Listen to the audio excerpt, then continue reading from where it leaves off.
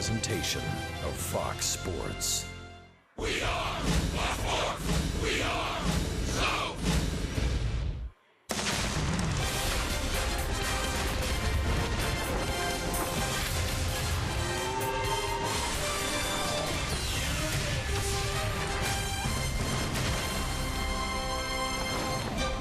It is a beautiful night for baseball in the heart of the South, Atlanta, Georgia, where tonight the Braves begin their final long homestand of the 2016 season. The New York Mets are in town, and the Mets have to contend with a red-hot Atlanta offense. The Braves will try to play the role of the spoiler and keep their high-octane offense rolling against the injury-riddled but suddenly surging New York Mets.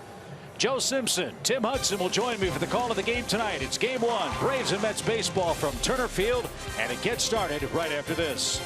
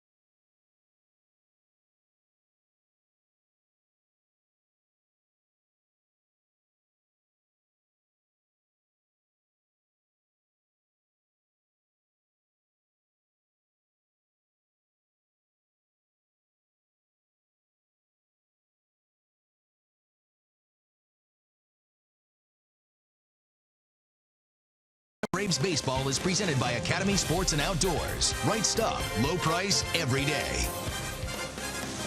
Man, it's great to be back in Atlanta. Three-team homestand coming up for the Braves. It starts tonight with the New York Mets. Look who we dragged out of retirement.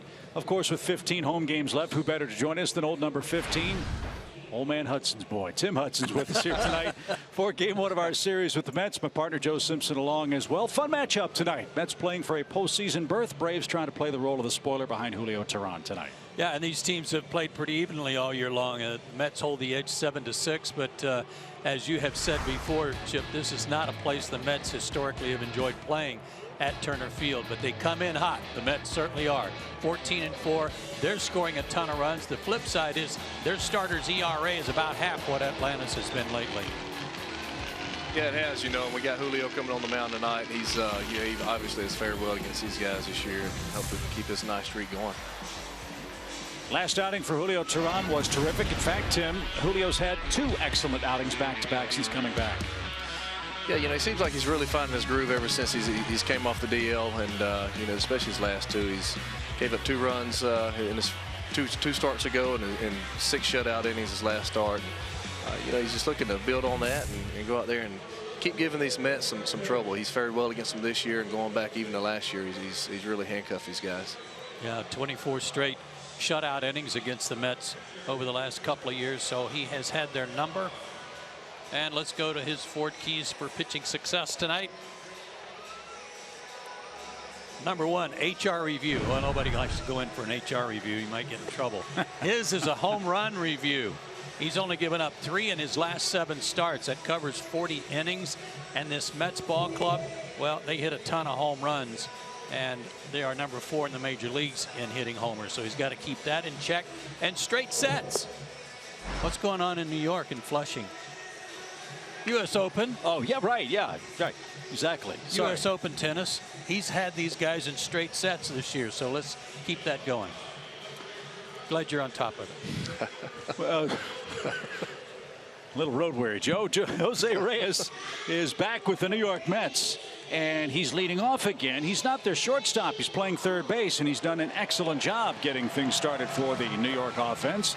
Asdrubal Cabrera, Yoenis Cespedes. In fact, all 3 of those players at the top of the order came back from injury around August 19th, and that's when the Mets, not surprisingly, took off. That means Granderson's their cleanup man, Wilmer Flores at second.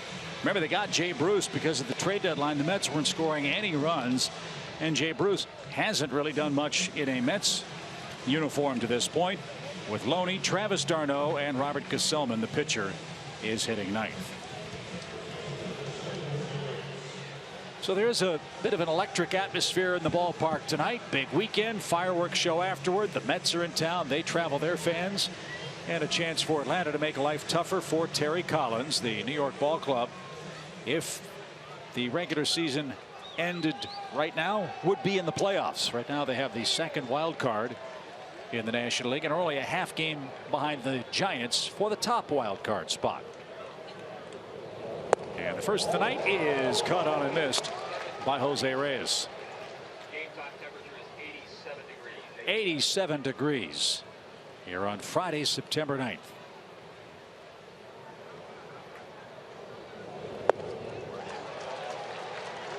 And Reyes didn't get a second pitch. It's quickly 0-2. Great changeup. Good numbers for Reyes. And this one's popped up. That's headed into the seats beyond the Mets on deck circle. Reyes coming out aggressive. I think that's the way they've been playing, Tim. The top 5 guys in the order are all very hot right now. Not a whole lot unlike Atlanta. Yeah, he's always been a guy that's coming out of the on deck circle swinging, so got to be ready when he steps in.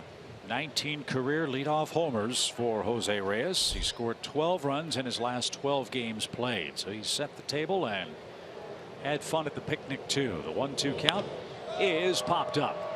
And this one will be caught. Peterson and Swanson. It'll be Chase behind the second base bag, and Reyes is out number 1.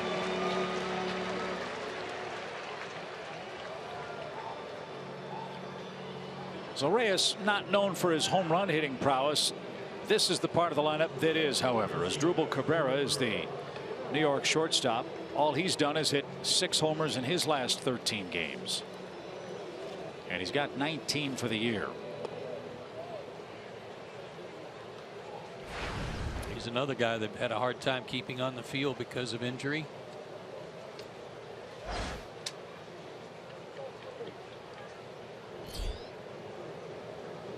This is game number 120 for Cabrera, who takes a strike.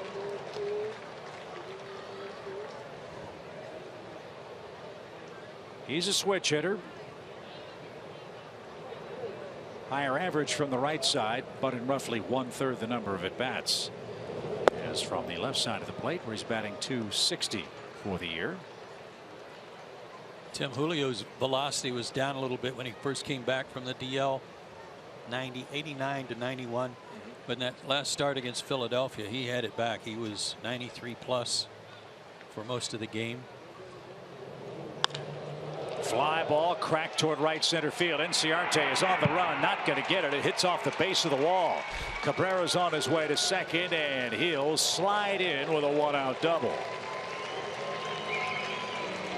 You saw Ender take a quick peek at the wall to see if he had room, and that ball found another gear. And Asdrubal Cabrera has his 26th double of the year.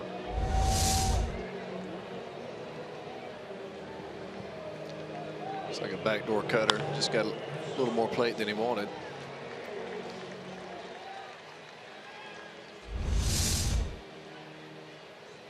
Stayed in the park, though. Yeah, it did. And here's Yoenis Cespedes. A quad problem has been the big problem for Cespedes. But when he's healthy, he can carry a club. And this year, 28 more homers for him. And a .292 average.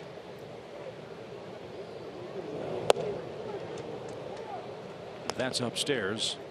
Ball one. I was talking to Terry Collins before the ball game. He referred to him as the big boy. And he said when the big boy is going good, we're going good. And that rubs off on everybody else. And he is big. 5'10", 220. The big boy is going to command a lot of attention this offseason. Come free agency, that's for sure. Well, Cespedes really helped save the Mets in the last third of the season last year. 57 games, 17 home runs. He drove in 44. And that's ripped foul and out of play. What were his final totals last year? For the Mets or combined? Combined. 35 homers, 105 RBIs, 184 hits, and 101 runs. See, I think a lot of people last year, a lot of teams kind of shied away from him as a free agent last winter because they thought it might have been a little blip on the radar, you know, little spike. Maybe he couldn't do it again. I think he's put that to rest. 1 ball, 2 strikes. Yeah, I think he's definitely established himself as a middle of the order guy on pretty much any playoff caliber club. He's going to go out there and help you in so many different ways offensively, and he's pretty good out there on defensively too. Terry said he thought that if he wanted to, if he needed to, he could steal 50 bases. He said he's that fast. That surprised me. 1 ball, 2 strikes. And a shot to the left side. That's going to be stopped by Swanson. And that saved a run. Great range by Dansby to keep that ball in the infield. It's a hit for Cespedes. Cabrera stops at third. And the Mets have him at the corners. Still 1 out. Yeah, look at the location of this pitch. It looked like it might have been in between the plate and the left-handed batter's box. He might have had a little bit of the plate. And he still hit it hard. Good play by Swanson. He has a lot of plate coverage. That ball was on the black at the knees.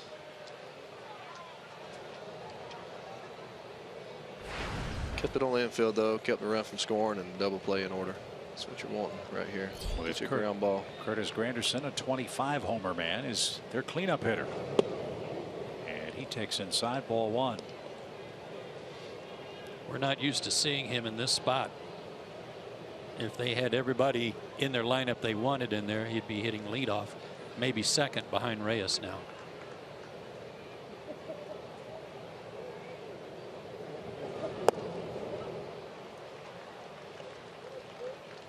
Granderson has hit a home run in each of the last 3 games for the Mets. He's never hit a homer in 4 consecutive major league games.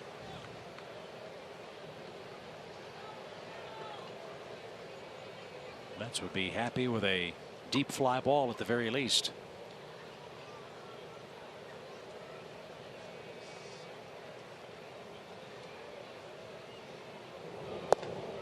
And that's off the plate. 3-0 to Granderson. Wilmer Flores is on deck.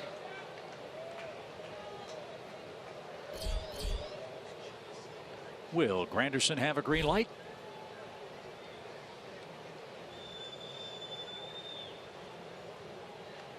Julio has not walked a single Met this year.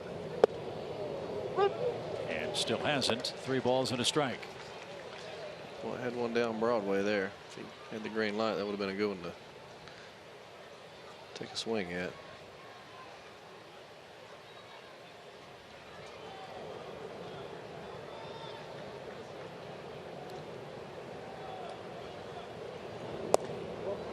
There's the first walk, and it loads the bases after Reyes popped out. Julio wanted that call on the outer part of the plate, didn't get it from Phil Cuzzi. And now Wilmer Flores bats with 3 aboard in the opening inning. That was a great pitch, but an even better take. If he swings at that, that's a ground ball double play all day. But little sinker just on and off the plate, and he's able to show some discipline and take it. That's why on that 3-1 pitch, you want that right where you want it, and if it's not there, take it. And that's what Granderson did. You know, you get the right-hander at the plate. And if there has been a weakness on the Mets club, it has been this situation. They are not a good hitting club with runners in scoring position. In fact, the Mets are dead last in the National League, hitting .213 as a team. And dead last in big league baseball with runners in scoring position. But their philosophy is they're in the batter's box or in scoring position with all the homers they hit.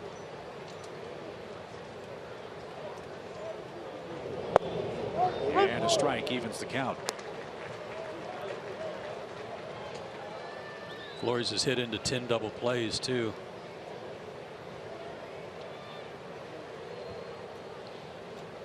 Cabrera at third, Cespedes at second, Curtis Granderson at first.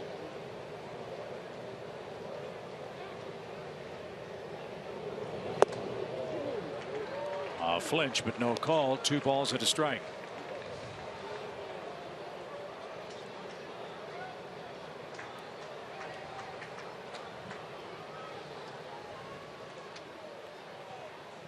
Another hot hitter.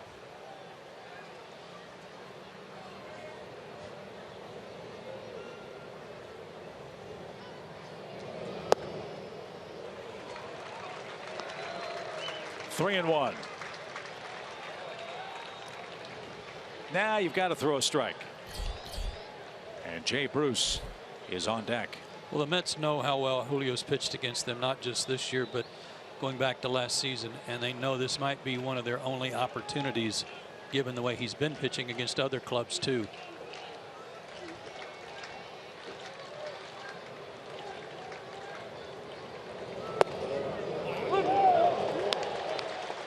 Buzz the tower with a 93-mile-an-hour fastball, and that fills it up. It's a similar pitch to the 1-1 fastball. So what do you throw here, Tim? A strike.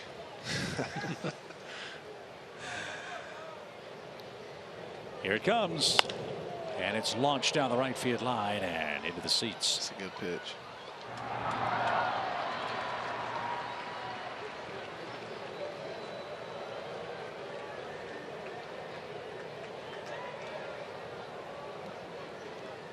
You know, he's laid off a couple really good sliders off of Julio, and in this situation, you know, you want to throw strikes and pound the bottom of that zone, hopefully get a ground ball. He's got the ground ball. Second base for 1. First base, it's 2. A double play, and Tehran pitches out of a bases-loaded mess in the top of the first inning. What an effort by Julio. Now the Braves go to work. Scoreless game in Atlanta.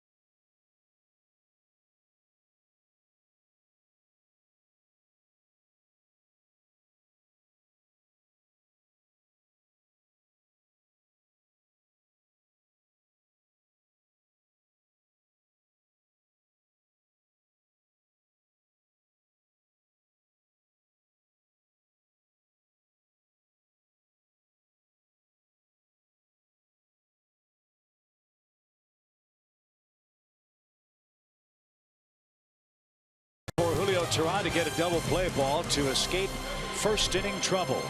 Now let's see if the Braves can take aim at a man they've not seen before. It's Robert Gesellman, who's been quite a revelation for an injury-ravaged Mets starting staff.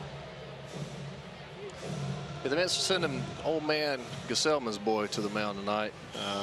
You can see he's pitched pretty well for him this year. He's had this is his second start, taking a 2.87 ERA, but you can see when he gets guys on base, gets some traffic out there, he seems to really bear down and runners in scoring position, and 2 outs and runners in scoring position. He's got an average under 200, so he seems to bear down for those guys. He's from Santa Monica, California. I don't know that they really call him old man Gesellman out there. But no, probably not. Probably they might. Not. I don't know. They might. I do know something about him.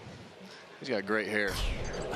Yeah, in fact, when he debuted, the New York headline writers, after he had some success early on, called him the heir apparent to the rest of the shaggy-maned Mets starting 5. Yeah, I'm not quite sure I'd fit in on that staff over there.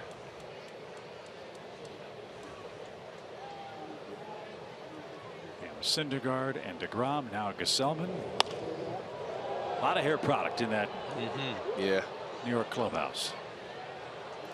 92 to 96 with his fastball. That's impressive. He's got a slider and a curveball. He uses for his out pitch to lefties or righties, and he has a changeup too. And he just showed it off. Something off speed, got into Inciarte, and there's the first out of the game. Backdoor slider, cutter. It's a pretty good depth on it. Last start against Washington, he beat the Nationals 3-1, 6 innings, 6 hits, 1 run. Adonis Garcia is the batter. Good numbers for the Braves third baseman. He's hit a couple of homers against the Mets this year. And the count, 1 ball, no strikes. I was looking at this kid's numbers, and we talk all the time about how scouting is the most inexact science in Major League Baseball. Gesellman at Double-A was 3-4 with a .271 earned run average. He earned a promotion to Triple-A. Went to the Las Vegas club. This one's hit towards second, and Flores will scoop it up. He went 1-5 with a .573 earned run average in 9 starts, and then got called to the big leagues, where starting tonight's play is 2-1 with a sub-3 ERA, albeit in a very small amount of major league innings. How does that happen? You know, it's tough. I mean, obviously Las Vegas is not a great place to pitch. You know, it's a great hitter's park out there, and you know, obviously, watching him, his first couple of hitters, his stuff plays. He's mid-90s and has a nice tight slider, and he showed Inciarte, and the stuff's obviously there. It's obviously going to Vegas and pitching there. It can hurt your confidence a little bit. Plus necessity with so many starters going down for the Mets. They got to have somebody, and maybe he was, like you said earlier today, the next man up. Guy that had some confidence that could handle it up here. Well, he has, as he faces a red-hot Freddie Freeman, who's riding a 14-game hitting streak. Freddie has 20 hits this year against the Mets. 20.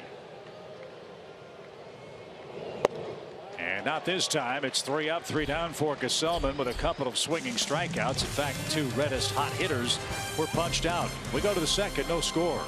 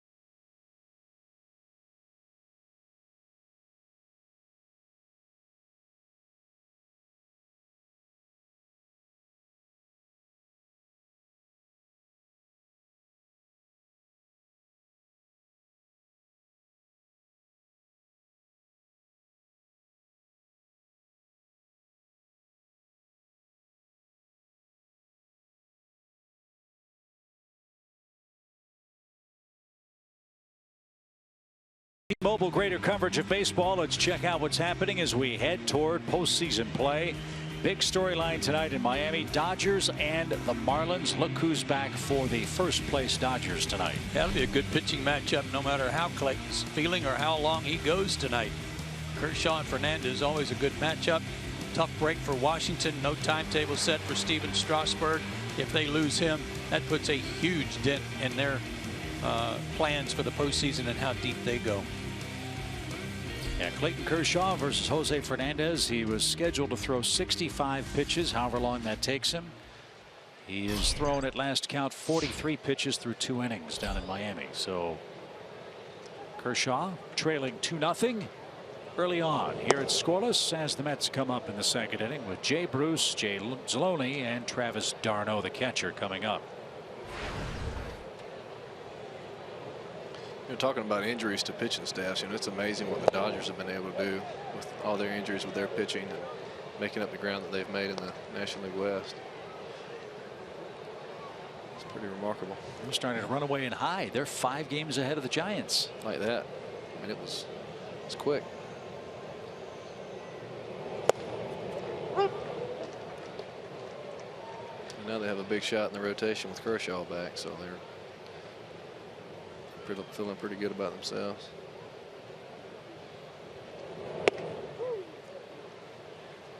We saw Jay Bruce a lot with the Reds, and he swung the bat well against Atlanta, if memory serves. Hasn't gone so well for him with the Mets. A .204 average in 31 games. Pop fly foul. It's 3-2.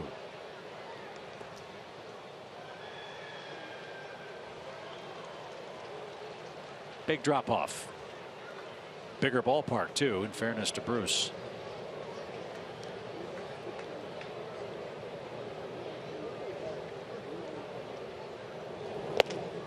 He didn't get a 91-mile-an-hour fastball, and Julio Teheran has his first strikeout of the game. 1 away in the New York second. I mean, when you go up and down this Mets lineup, there's some really good major league players that the Mets have been able to cobble together and make a lineup out of. But then when you go and look at who's not here, it really drives home the point of how remarkable it is that they're at 74-66 and in the playoff hunt. I mean, they have had crippling injuries for long periods of time, and several players who have been shelved for the season. You start with David Wright, their captain. Neck problems. Lucas Duda, a fracture in his back. Neil Walker, back problems. He's done for the year. Juan Lagares has played 70 games. And then you factor in the injuries to Matz, Harvey. Jonathan Neese has gotten hurt, and Zach Wheeler still hasn't come back. I mean, look at this list. These are terrific major league players, and they're done.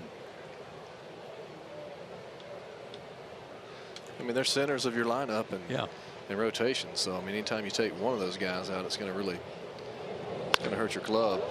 A shot to right, and Markakis makes a nice running catch. When Duda got hurt, they went out and got James Loney, and Loney's done a nice job, especially defensively at first base. And Nick Markakis made a nice catch. it'd be hard, since we haven't seen them since late June, to be able to give an honest appraisal of each one of their guys and what they've contributed. But for me, I go back to what I said the other day, and that's their secret weapon, and that's Wilmer Flores, who did a great job for them 2 years ago, and they lost their shortstop. Actually last year when they lost their shortstop, and this year he's played all over the diamond. I don't know where they'd be without him. And yes, he's the guy that hit into the double play to end the first inning. But 16 homers, 49 RBIs, and hitting .270 when they've been without Wright and now without Walker. Cabrera was out. For me, Flores is the man. Fly ball to right by d'Arnaud. That chases Markakis back to the track, and Julio has a much easier second inning. 3 up and 3 down. Matt Kemp will go to work. We are still scoreless.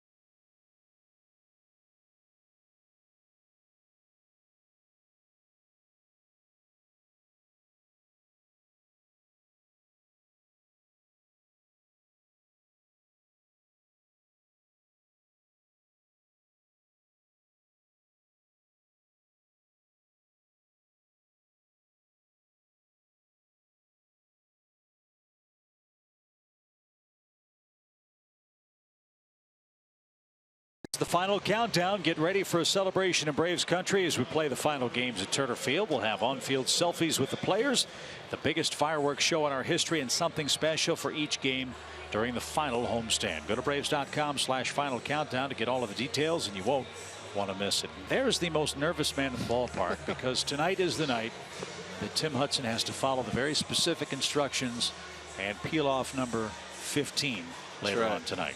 That's right. Well, as I said about Tom Glavine, that Tim fits the same mold. He comes from a long line of peelers over in Alabama. Yeah, that's right. Yeah, it's going to be exciting. I hear there's a lot of instruction down there, certain ways you have to do things, so hopefully I won't mess it up. Well, we'll be keeping a close eye on you. That's for sure. It's just Velcro, right? Well, some of it. Uh-oh. I can't give it away. Is there a trick down there? Yeah, I can't give it away. Yeah. Just make sure you have your parade wave. Is this all the practical jokes that I've pulled over the years? Am I about to? Oh, we didn't think of that. Am I about to get something pulled on me here? We should have. Doggone it. Where's Smoltzy? Yeah. Or Eddie Perez may be involved. Yeah, is Eddie down there? Does he have something up his sleeve? So you want to stay tuned for the mid 5th, 6th break. Once our game's official, that's when Tim will head out and peel down the number 15. Matt Kemp leads off for Atlanta here in the second. 28 homers, 94 RBIs, and there's a drive. That baby is long gone for Matt Kemp.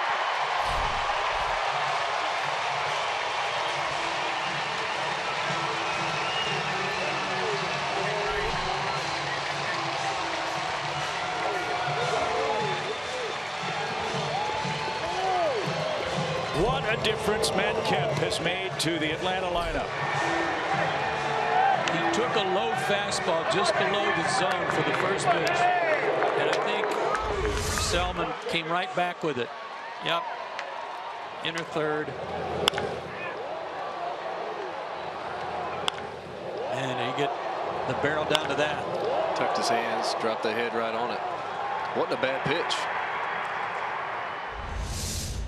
That is the first homer Gesellman's given up in the big leagues, and Matt Kemp with a mammoth home run hits his 6th as a Brave, and it's 1-0. Atlanta the lead. And now Markakis drives one to right. Bruce is going to catch that, and there's the first out of the Braves' second inning. 429 feet the tail of the tape, and 109 miles an hour off the bat. Yeah, it wasn't a cheap one. If you're going to give them up, kid, give them up. Yep, you'll remember it. Do you Tyler remember Flowers your first?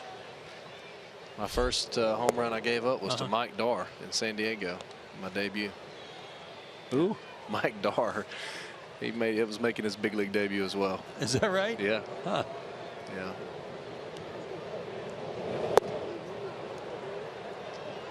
Figured I'd try to keep him in the big leagues. There you go.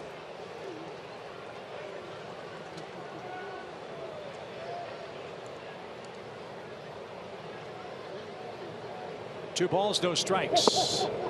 And that one's in there. 2-1 your count. Jace Peterson to follow Tyler Flowers. Atlanta strikes for a second inning home run from Matt Kemp.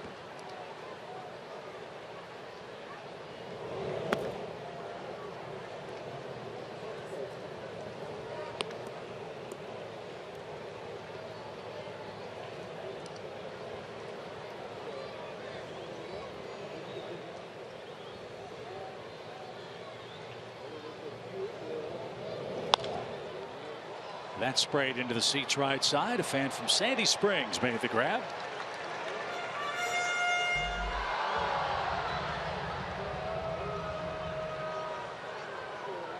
First glance, he looks a little bit like Jeff Treadway. Yeah, he does. So maybe he's from Griffin. I'm not sure. We'll have to check after the game. 3-2 pitch to the right side. Wilmer's got it. His peg to first in time, and 2 are out.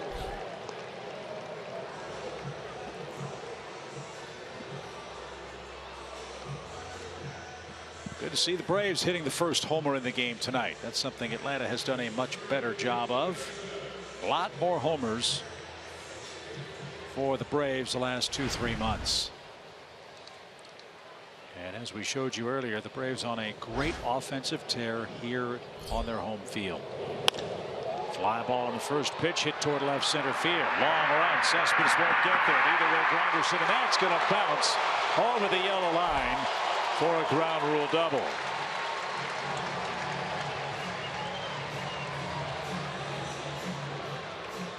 That ball jumped and kept slicing away from Granderson.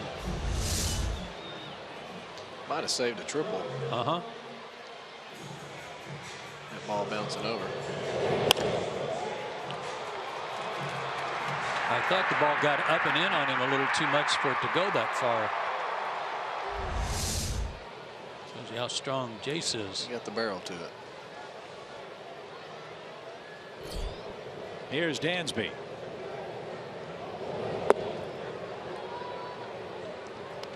I'd be surprised if they give him much to hit with the pitcher waiting on deck, but we shall see. Swanson with an inside the park homer and an outside the park homer. He did that on back-to-back days. Pitch not close, ball 2.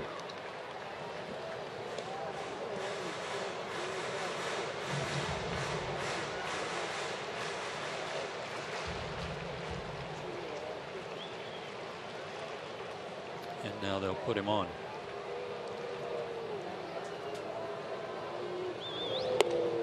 So Julio will have a chance to help himself. 2 on and 2 out.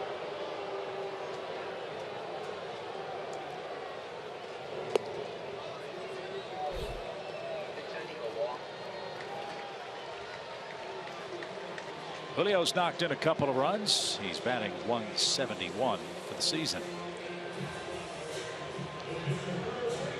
That's 7 hits and 41 at bats, 13 strikeouts, 9 sacrifices.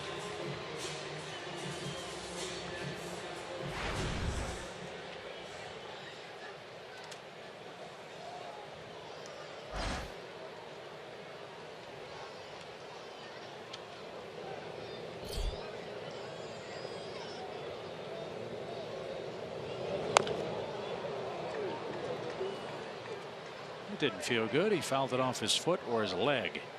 Strike 1.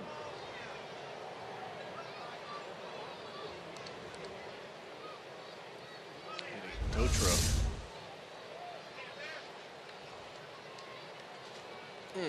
Right off the toe.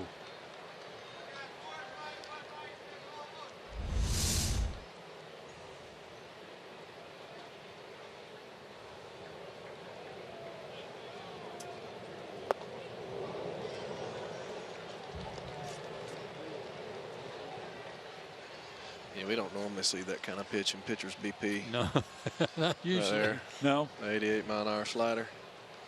It disappears. 0-2.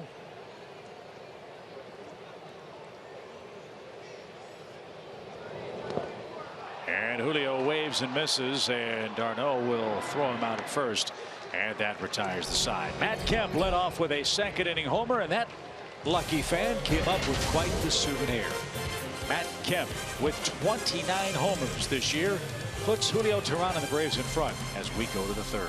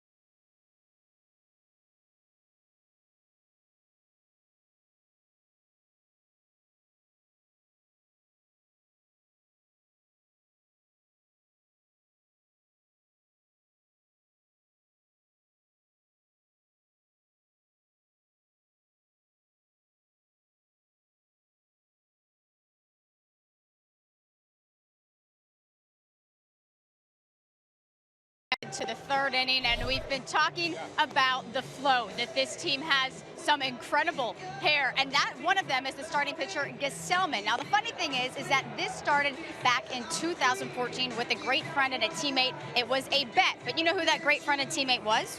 It was Braves starting pitcher John Gant. The two bet who could grow their hair out the longest, and the winner got a pair of cleats from the other. He had to buy it. Now, I talked to John Gant today. He said they're both drafted by the Mets. They're great friends, went through that minor league organization together until John Gant was traded over here last year. He says they're still great friends. They hung out yesterday in the off day, but I think Gesellman won because he has the long hair, guys, and John Gant's is short, but he's starting tomorrow, so hopefully he'll get the good mojo. So I guess Gesellman's got a new pair of cleats somewhere. Yes. Let's see if he used them in this at bat against Tehran as the third inning gets started. Braves 1, New York nothing. And a strike. Braves have not seen Gesellman pitch. How much of a scouting report could John Gant give going into the game tonight? I think he could be very helpful, especially about how he likes to pitch. In other words, is he aggressive? Does he pound the strike zone? Is he a nibbler?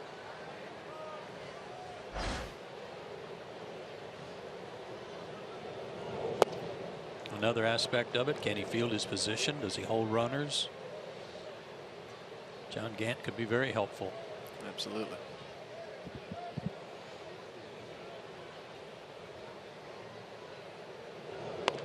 Gesellman lays down a bunt. Julio sniffed that out, and the throw to first in time. What kind of bunter he is? Can he drop a bunt down? That wasn't too bad, actually. Good try. All right. I gotta try to swing it for my first big league hit, though. I mean, he's running like he's got his flaps down. He needs, when he goes to the plate, he needs to pull that back in a ponytail or something. Yeah, he needs a scrunchie. Yeah. Some air resistance there. Uh-huh.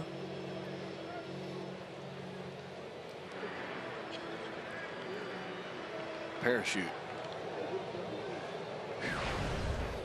You guys are so jealous. Here's Reyes. Yep. He popped up to second in the opening inning. There were a lot of folks who were skeptical about what was then a big experiment with Jose Reyes coming back to New York. You know about the domestic abuse situation. You know about the long suspension he faced while a member of the Rockies. And there were some who wondered how it would work in New York. Reyes was very apologetic, very forthright. He had a big press conference in New York, addressed the very disappointing situation, to put it mildly. And as he has moved forward, he has become an integral part of this Mets organization again. Not as their shortstop, but again as their third baseman. Fly ball, shallow left. Kemp got a late break, but he'll make the play. And that's the second out. Well, that's the way you like it if you're Julio. Pop fly outs by Reyes. Hit it in the air so he can't use his legs.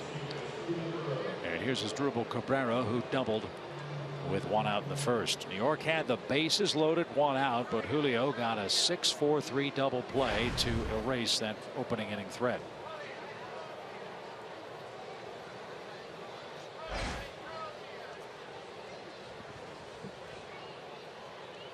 $19 homers for Cabrera. And an odd stat in the Mets press notes: of his 19 homers, he's hit 14 of them at Citi Field, not known as a great home run hitter's park.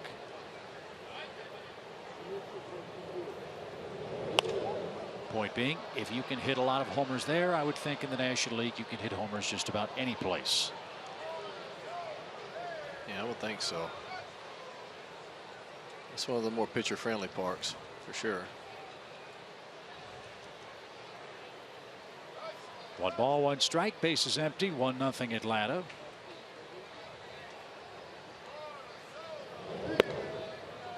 And that's upstairs, 2-1.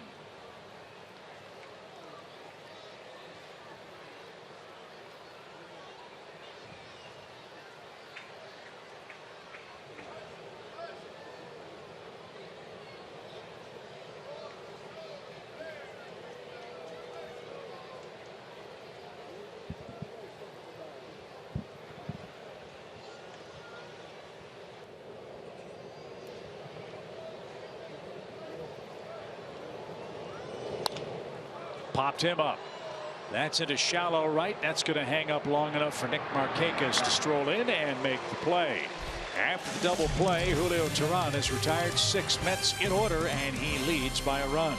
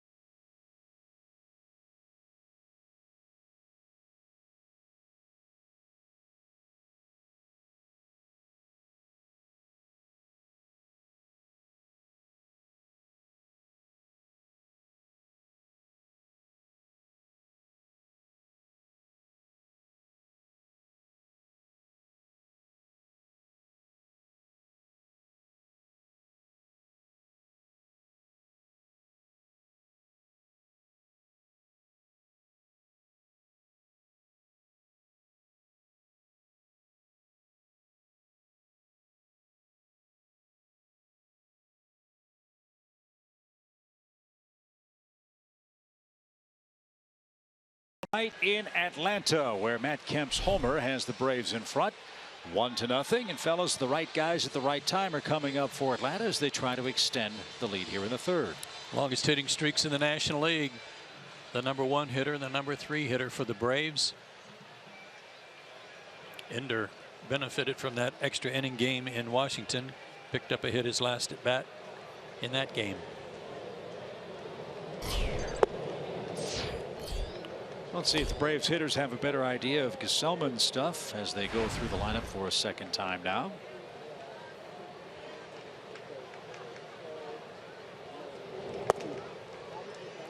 Tim, Ender's got 33 hits in that 18-game streak. Wow. That's impressive. That's obviously multiple hit games. And, you know, when you get a couple of guys on your team with, you know, hitting streaks of 10, 12, 14 games, yeah, it makes for some scoring opportunities for your club, and that's probably a huge reason why, you know, this team's played so well lately and they score so many runs. A couple guys get hot and hitting's contagious. Other guys see it and they'll follow suit. Tricky hop, but handled at short by Cabrera, and as Drupal throws out Ender for out #1. Well, the beautiful thing for the Braves is it hasn't just been Inciarte and Freeman. All the way up and down the lineup, there have been a lot of hot hitters, including the man in the batter's box, Adonis Garcia, who's our Georgia lottery hitting the jackpot. Yeah, he's coming into the game hitting .286 for the year against the Mets, but his last 17 games, outstanding. .351 mark. You know, those are the things as a pitcher coming in that I would always want to know. You know, who are the guys in the lineup that's seeing the ball well, swinging the bat well, and you know that, you know, those guys over in that other dugout, they know that, and they're going to try to bear down as much as they can against those hot hitters. Garcia's hit safely in 8 of 9 games with 6 multi-hit games and 8 RBIs in that stretch. We've talked so much about how Matt Kemp's addition to the lineup has helped Freddie Freeman. I think we do a great disservice by not talking about how it's benefited Garcia because of where he's hitting in this lineup. Yeah, he hit in the middle for quite a bit of the season. Got jammed, and that one's popped to short. 2 outs. But when you're hitting behind a man that's on base almost every day, and you're hitting in front of a guy that's having one of the best second halves in Major League Baseball, you're going to see a lot of pitches to hit, and for Adonis, he hasn't missed them. And when he and Ender have been on, Freeman and Kemp have been able to clean the bases and drive them home. He gets a lot of fastballs, and he's a good fastball hitter.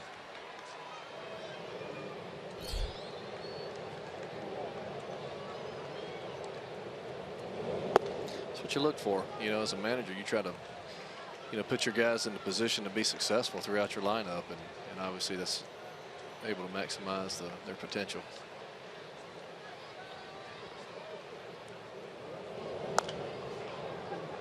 Sometimes it's just one or two pieces that you're missing that you can plug those guys in, like a Matt Kemp that gets everything where it needs to be, and things start flowing like you would hope for, you know, coming out of spring training. 1 ball, 1 strike.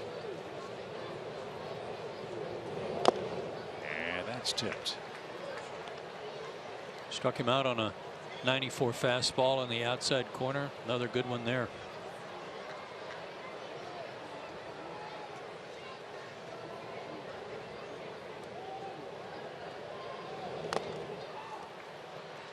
I was reading about Gesellman being a really good high school basketball player too.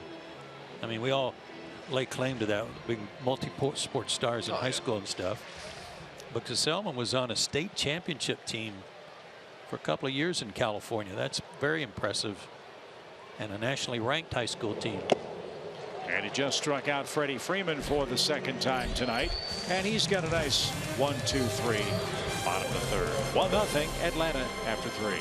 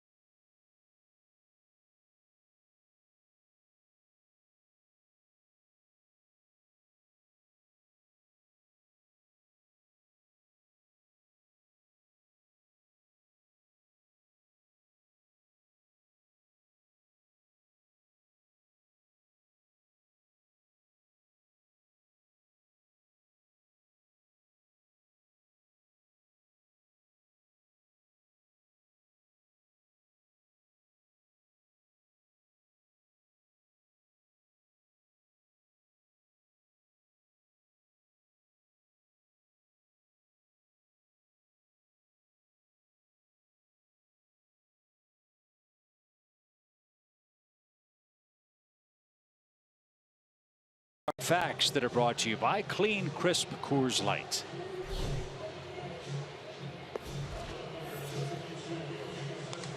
Mets, we told you, 4th in Major League Baseball in home runs. Great record when they hit a home run. Not so great when they don't.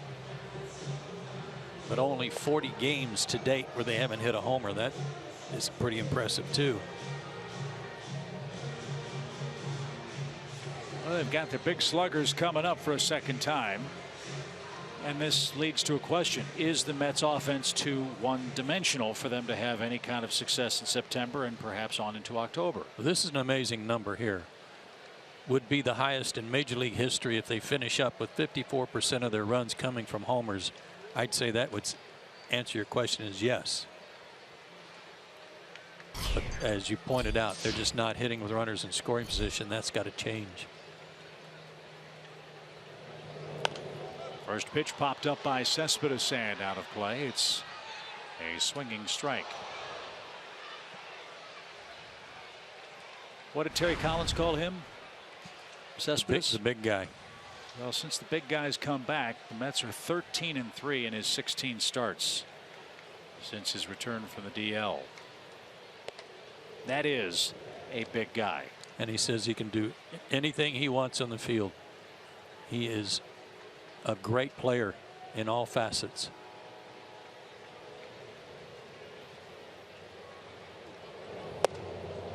Yeah, right at the target. Great pitch.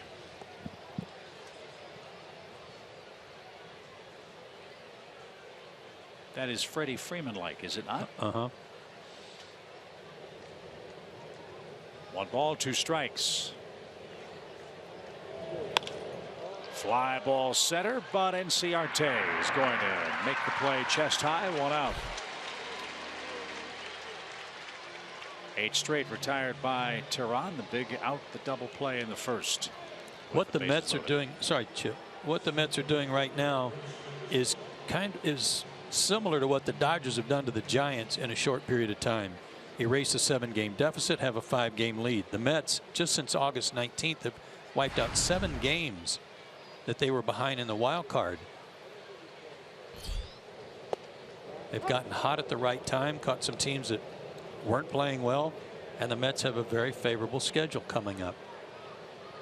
After this series with the Braves, the Mets have a set with the Washington Nationals.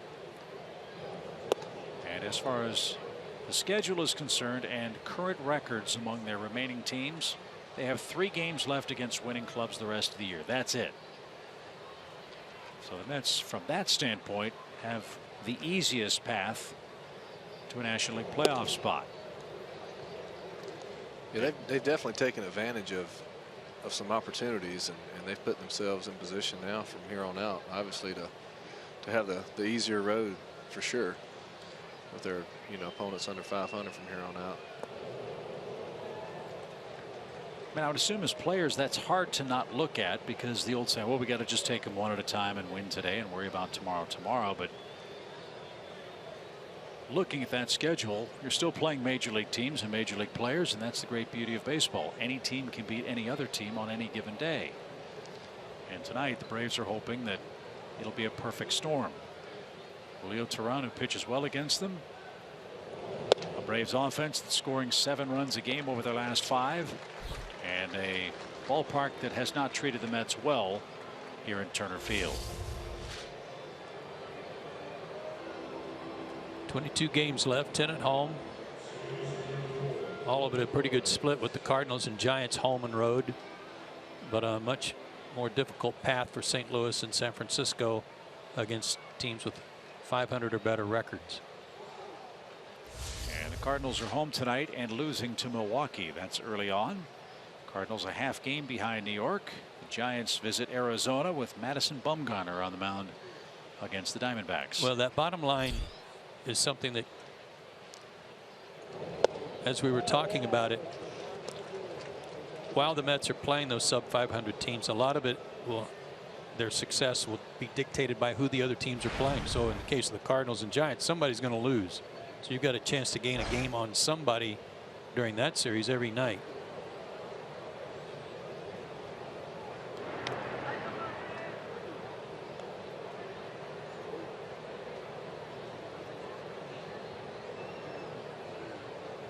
Anderson's walked twice. He leads at first as Wilmer Flores bats.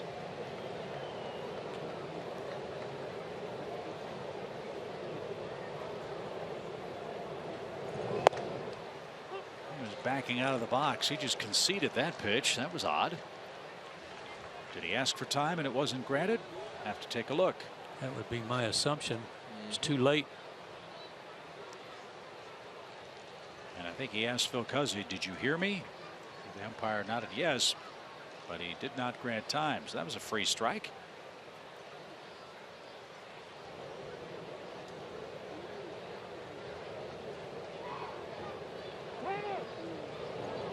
Julio's going to try it again.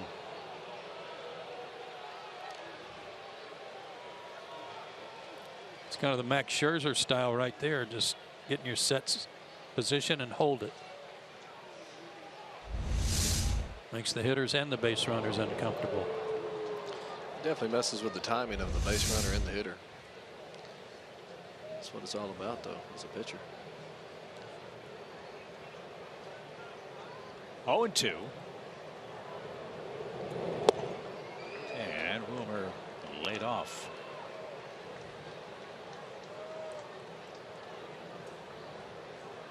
I think it's great, a pitcher that can just hold the ball, and You see the base runners just getting uncomfortable. You can see the hitter getting uncomfortable at the plate.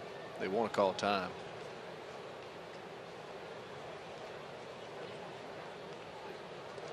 We actually saw Max Scherzer practicing that in the bullpen, Tim, before his start. Having a count. He didn't even have his glove on. He was just in his set position practicing it.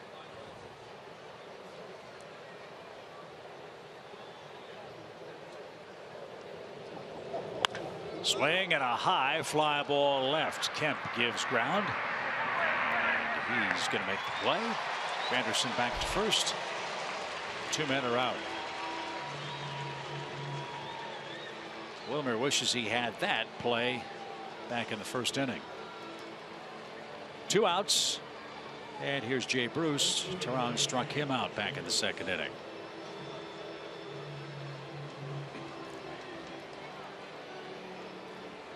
With the addition of Bruce, it changed their outfield configuration. Granderson always played right field, but with Lagares hurt, they didn't have anybody to play center. And an interesting story about Cespedes, who would probably be the natural guy to move to center. Terry Collins said when Cespedes came to spring training, he said, I want to be the center fielder. So he played in center a lot in spring training, and then realized, man, there's a lot of running going on out here. He went to Terry and said, no, I'll go back to left. Popped up out of play. That's another thing for New York. Juan Lagares, terrific defensive player, as I mentioned. Just 70 games for Lagares this year. They've had Michael Conforto. Remember how good he was last season when they brought him up from Double-A?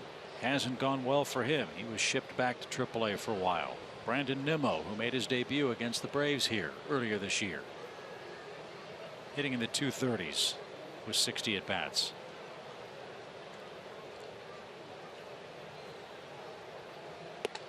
They tied up Bruce.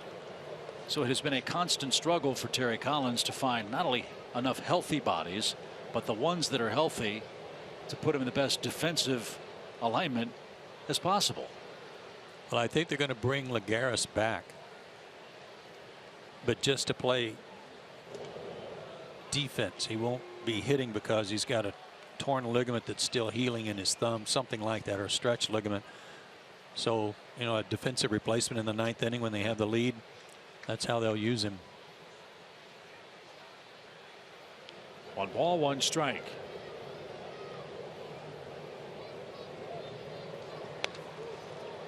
Bruce didn't get that one cleanly. 1-2.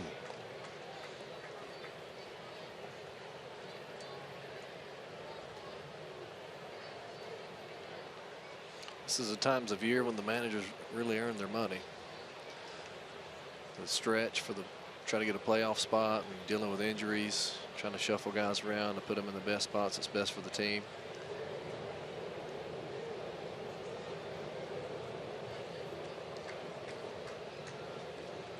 Granderson at first with 2 outs. And the 1-2 pitch is skied left side. Kemp is coming on. He slows. He's there. And that takes care of New York. 3 flyouts for Julio Teheran. Braves bats go back to work, leading 1-0.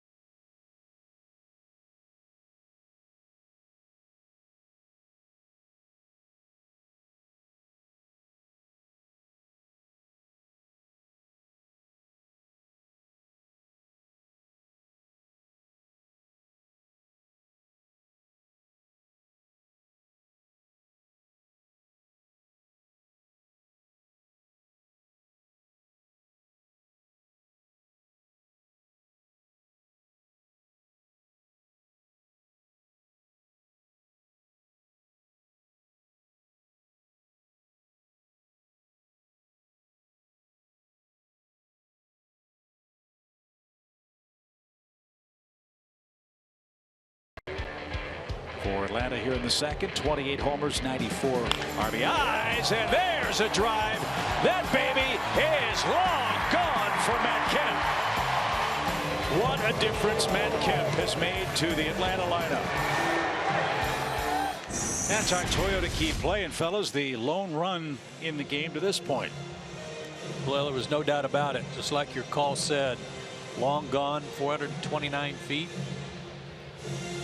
And his addition to the cleanup spot just made everything deeper for the Atlanta lineup and positioned everybody really well for that left-right that Snitker's employed.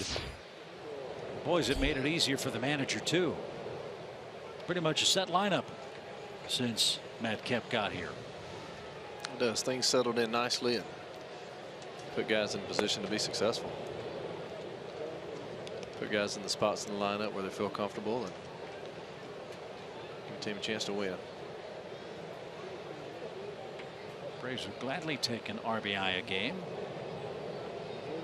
That's what he's done over the last 9. A little better than that with 10 runs knocked in that stretch.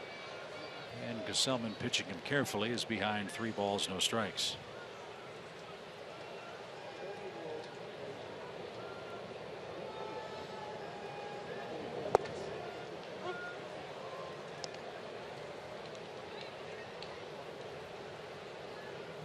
Gwinnett's having some fun tonight. Top of the 6th inning, 11-0. Gwinnett Braves. Game 3, I believe, of their playoff series.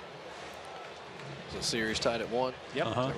And that one's Chris Ellis versus Sean Morimondo, a left-hander. I think it's Sean Morigando now. Yeah, good point.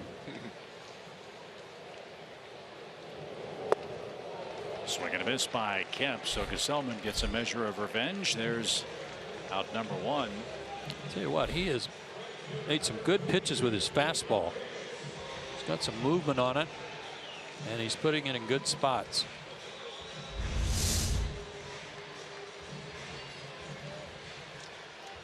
The kid has some good stuff. Got a live fastball, got some sink on it. Nice hard slider. I can see how he could be tough. Markakis flied out his first time and takes a strike. Interesting thing about that Gwinnett team last night, Aaron Blair started. That was a rehab start in the playoffs. And 6 innings, 5 hits, 2 runs, struck out 6, but did walk 4. For Aaron Blair, might see him back in the big league rotation here in the final weeks.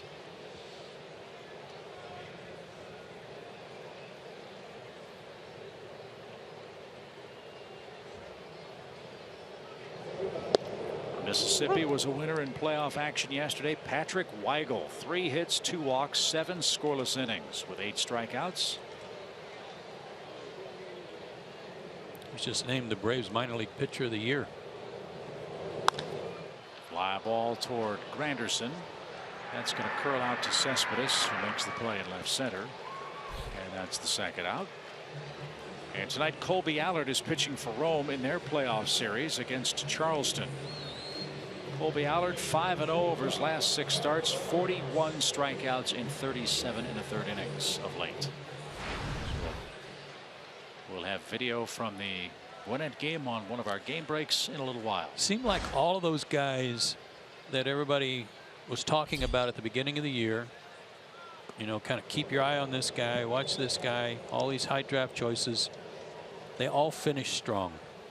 Some of them didn't necessarily get off to great starts or just lackluster starts, but they've all finished well. That's a good sign. And a good sign that the Braves had 4 minor league affiliates make postseason play this year.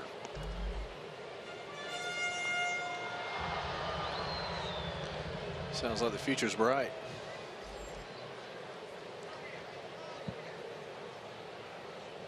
Tyler Flowers the batter, 2 outs, bases empty. We're in the 4th.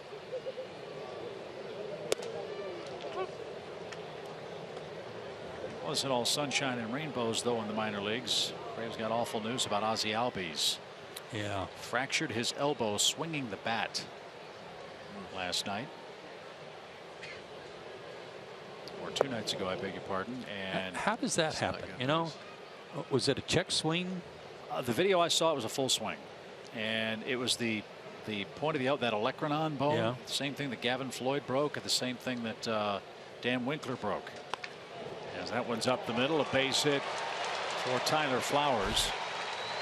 The statement that the Braves put out today about Albies: his elbow was placed in a splint. He'll have surgery to fix the fracture next week. He will begin rehab immediately after the procedure and is expected to resume baseball activities after January 1st.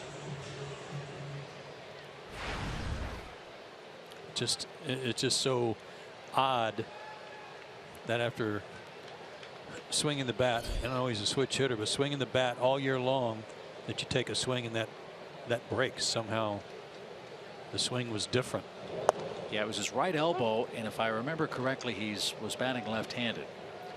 So, I don't know what happened. We just know, or I don't know how it happened. I just know what happened. Yeah. Sounds like a hyperextension. Yeah, that's what it sounds like almost. Bones, the back of your elbow hitting the other side of your humerus. Line drive to left. Cespedes catches that. And Teheran and Gesellman, two young right-handers, are having themselves a great duel through 4.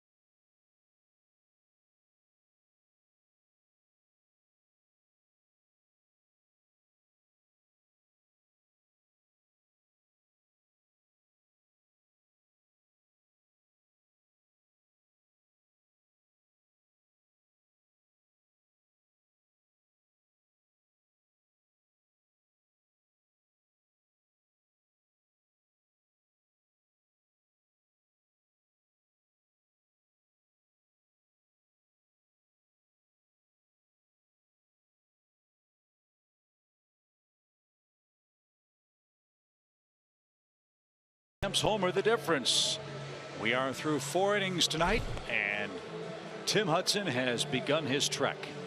He's making his way to the left field corner, where he will await the conclusion of our 5th inning to reveal the number 14 tonight. Said he's been at home practicing. Once he got back from playing in the NBC tournament with the Kansas Stars, he's been practicing peeling stuff off his house. So wallpaper, paint, I don't know. Have to ask Kim about that. So he should be ready.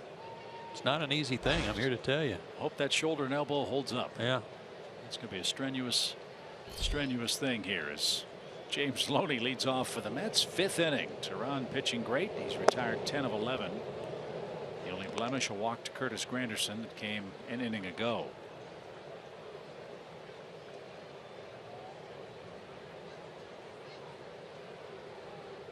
'21 scoreless innings for Teheran against New York this year. Lifetime Julio 6-3 with a .240 career earned run mark against the Mets.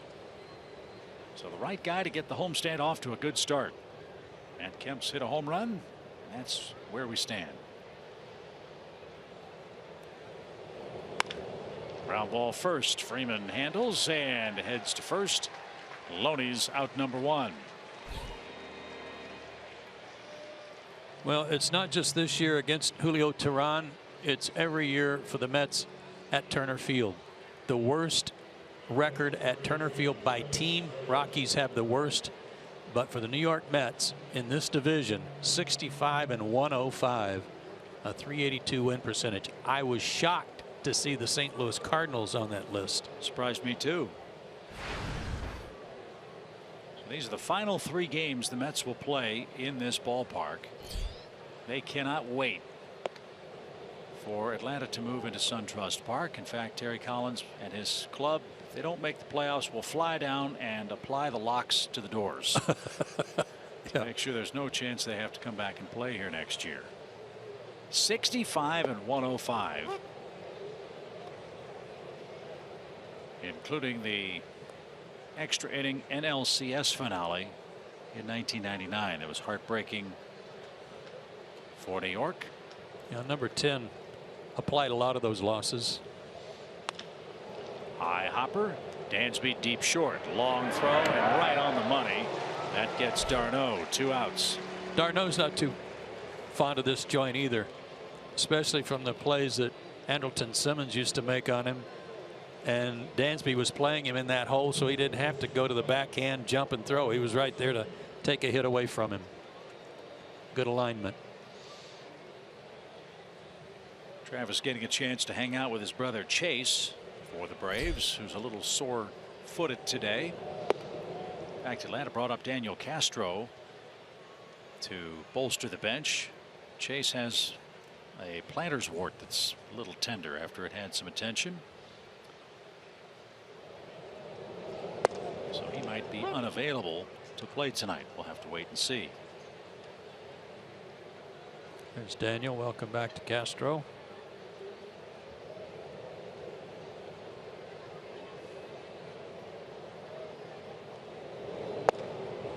Boy, Julio's been crisp tonight.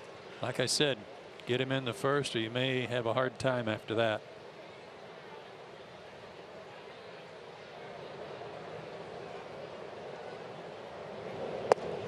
Strike 3 inside corner. Another perfect inning for Julio Teheran.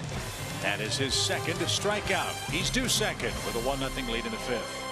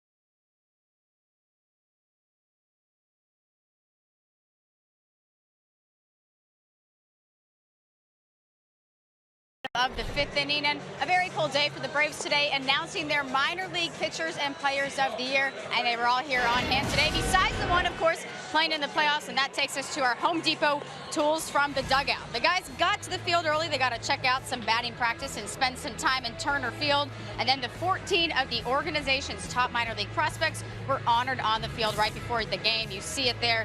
These are some incredible guys. I mentioned some of them not here because the Braves had 4 minor league teams in the playoffs. An incredible year for the minor league organization and some incredible numbers. Now the overall organizational player and pitcher of the year, Dustin Peterson and Patrick Weigel. So congratulations to all 14 of those players. We look forward to hopefully eventually seeing them up in SunTrust Park.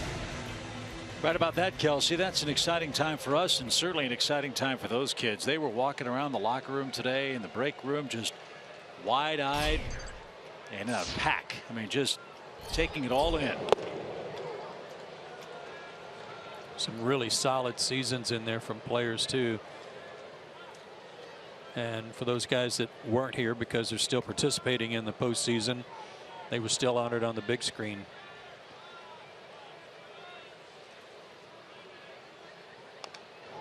Well, this guy is impressive. I like him. And you know what he reminds me of? All the other Mets pitchers in this regard. Long, loose throwing action. Tall, long-armed. 6'4", 200 pounds, which is not small, but relatively slender. Just that they've got real long arm actions and loose deliveries. DeGrom-like, Syndergaard-like. Just missed a corner to Dansby. 2 balls, 2 strikes. Well, again, New York will take contributions from anybody that can give them a quality start. Matt Harvey done for the year with the thoracic outlet syndrome surgery. Steven Matz has been battling shoulder problems all year. Zach Wheeler hasn't come back. I don't know if he had a setback or not. He did have a setback. Jonathan Neese banged up. And some of their big name starters have some issues too. So this guy, Seth Lugo, have been huge for New York. As a high hopper hit up the middle. Flores off balance throw, won't get his man. Dansby has an infield hit. So he's aboard for a second time. And that'll give a good bunting pitcher, Julio Teheran, a chance to advance him with nobody out.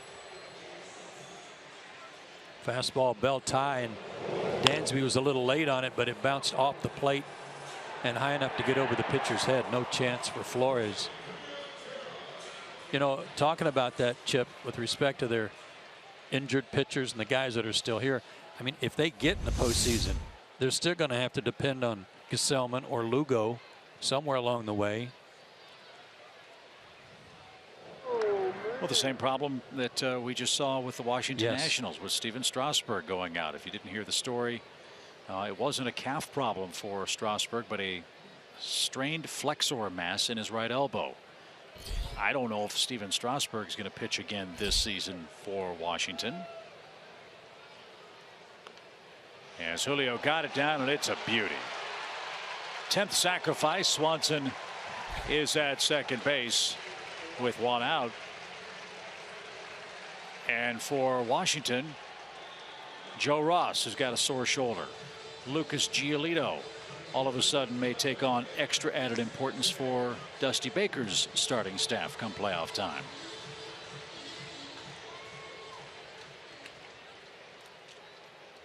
Tenth sacrifice for Julio. That's 3rd in the major leagues.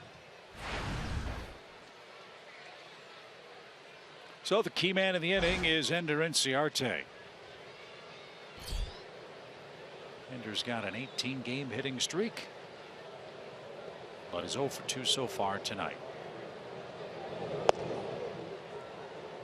Tim, how's your view down there in left field? We understand you made it down there by the Mets bullpen. Nice. Beautiful. It's beautiful. It's a bigger field standing down there, isn't it? What's that? It's a bigger field when you look at it from down there. Isn't It's way harder when you actually get down here and you're in civilian clothes.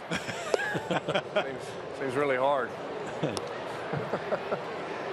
2 balls, no strikes for Ender Inciarte.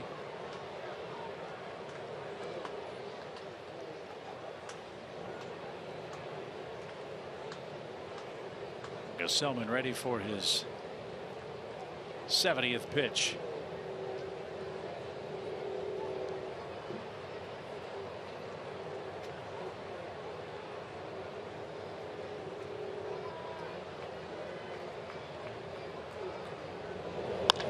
Ground ball, Loney. Nice play at the line. Always a slick defender. There's the second out. Dansby's at third base.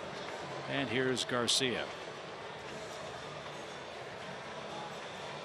A lot of room on the right side. They had Flores playing up the middle a little bit. Cheated over there. To try to hold Dansby Swanson close. But even pulling the ball down near the line, Loney got to it. Well, here's the man Gesellman wants to get. He doesn't want to face Freddie Freeman with 2 batters on.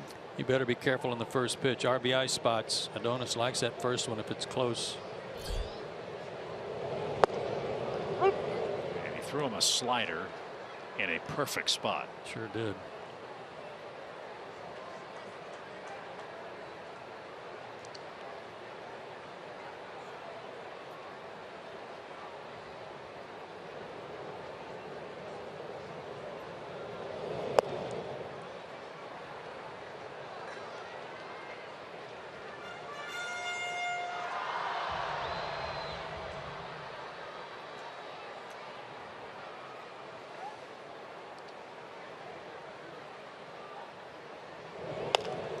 That's driven out of play.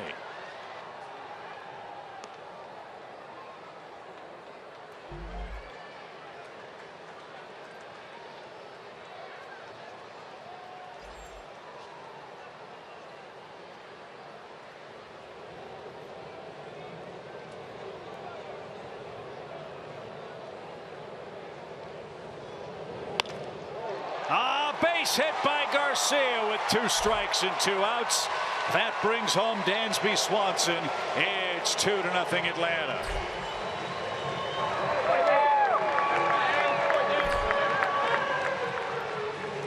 There's a lot of people over in the Mets dugout, probably some on the field going, how did he do that? A 2-out RBI, 93 fastball, up shoulder high all season long. Adonis has been getting on top of that pitch, and he didn't really crack it.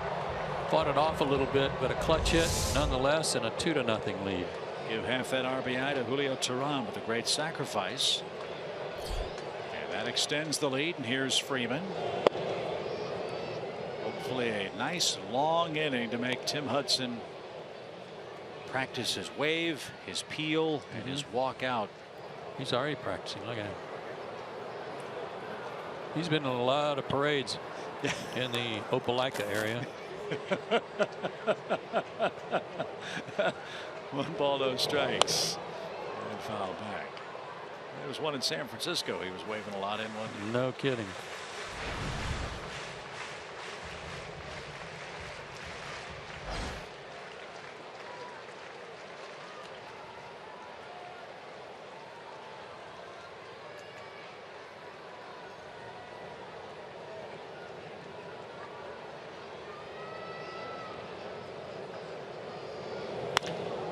That's lined over second and into right field for a hit. Adonis cuts the bag at second.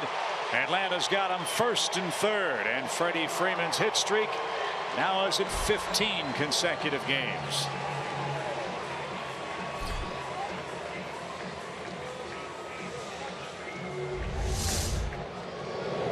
That fastball struck him out on it first time around.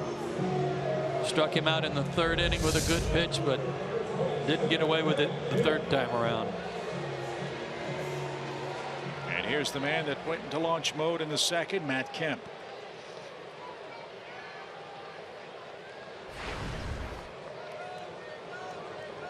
Braves enter play tonight at 54 and 86. 32 games under 500. First the pitch. When Atlanta scores the first run in the game, they are 33 and 28, 5 games over 500. Kemp's homer made it 1-0 in the 2nd. Garcia's 2-out RBI single makes it 2-0 here in the 5th.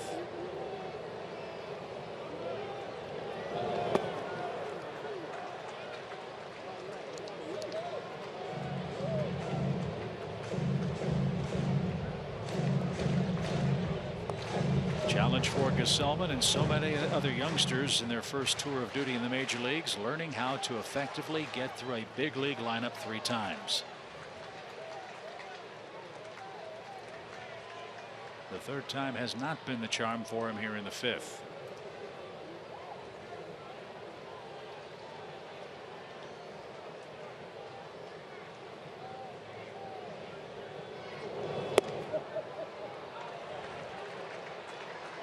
Looked like a strike on Fox Tracks, but Kemp takes the break. It's 3-0.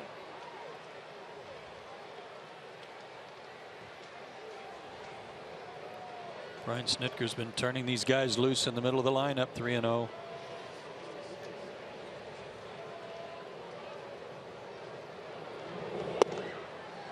Ball 4 loads him up with 2 outs. And action is beginning in the Mets bullpen, and Dan Warthen, the New York pitching coach, will come out and give Gesellman a bit of a breather here. Second walk, but the first one that wasn't intentional.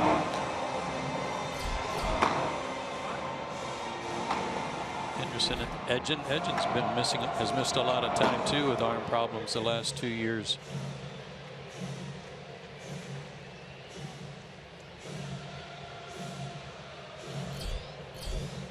So the meeting brief. And here's Markakis, who's hitting .301 this year with runners in scoring position. Best average on the club.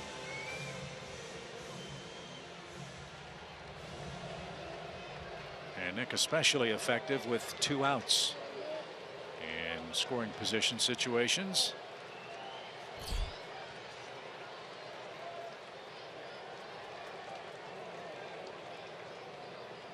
.26 RBIs and a .262 mark. And he jumps on the first pitch, drives it to right for a hit. 1 run scores. Here comes Freddie. Bruce's throw will not be cut off. Kept all the way around to third. Nick Markakis with a big 2-out hit extends the Atlanta lead.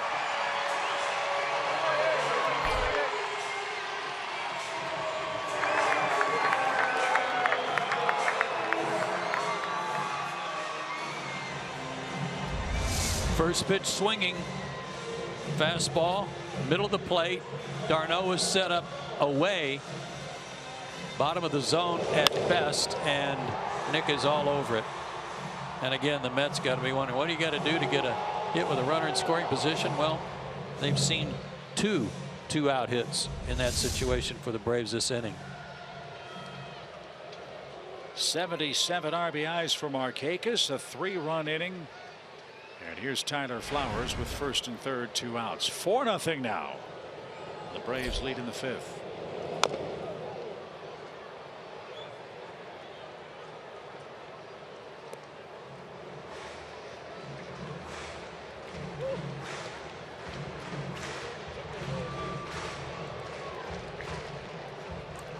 Mets came to town having won 5 in a row and 8 out of 10. They swept the Reds. The Reds haven't beaten them in like 2 years. I don't know how long it's been. But one was a real good come from behind win 2 days ago. So this 4-run lead is nice, but you need to add on. With all that firepower, home run power, they can catch up in a hurry. All this started with an infield hit as Tim Hudson sweating it out. As long as this rally's going on, you might want to leave Tim down there. Yeah. He's mic'd up. He can hear us. He can analyze the game from right in front of the Mets bullpen. Well, that's casual. Yeah. Yeah. Carry on.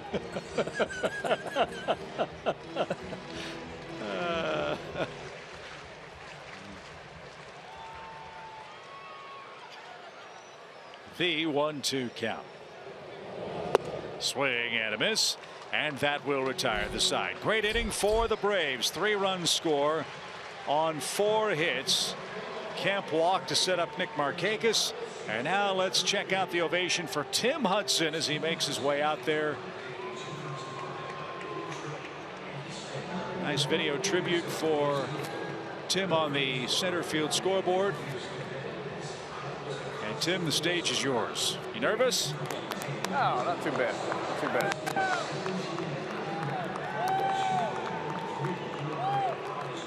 Were the instructions easy?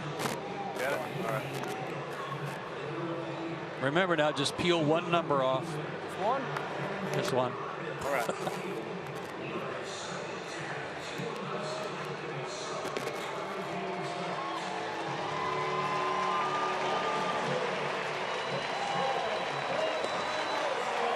There it is.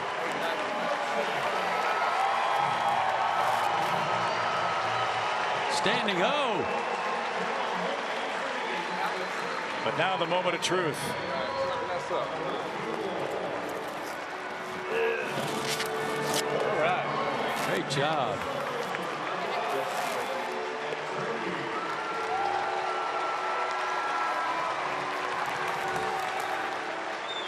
Great waving. All right. How'd I do, guys? You did great. Was it good? Nice. Now, Tim, what they didn't tell you is you have to unstick that number and have it in perfect order before you come back to the booth. So good. Really? Oh, man. That's where my talent runs out. Hey, man, that was a great ovation, too. That's got to make you feel good. It was not. So we'll let Tim catch his breath. And let's check out tonight's SunTrust Moments That Matter. A look back at the great career of Tim Hudson as an Atlanta Brave. I'll never forget what some folks said when they got him from the Oakland A's. They were amazed when Atlanta was able to acquire him from Oakland. They said, how in the world did the Braves just acquire the best pitcher in the American League for Charles Thomas and Dan Meyer? It was quite a coup. And what a tremendous addition the entire Hudson family was to the Braves organization. Yeah, that's an excellent point. Not just Tim, but his lovely wife Kim, who works so tirelessly with the Hudson Family Foundation. Tess and Cade and Kennedy, Tim's great kids. I hope they're proud of their pops tonight for a job well done. As Reyes swings the first one, pops it up again. Dansby Swanson gives way to Adonis, who makes the play. And Reyes pops out for a third time tonight and swings very early in the count. Thank you very much. One man down. Well, that's a good way to get that shutdown inning started. One pitch, one out. Well, Julio, who doesn't get much run support, is finally getting some. He leads by 4 tonight. Remember, his last home start turned into his first home win this season.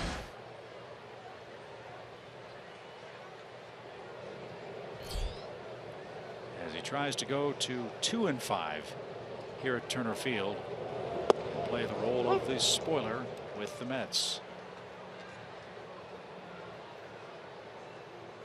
Asdrubal Cabrera doubled in the first inning. He's flied out to right, so the Mets shortstop's 1 for 2.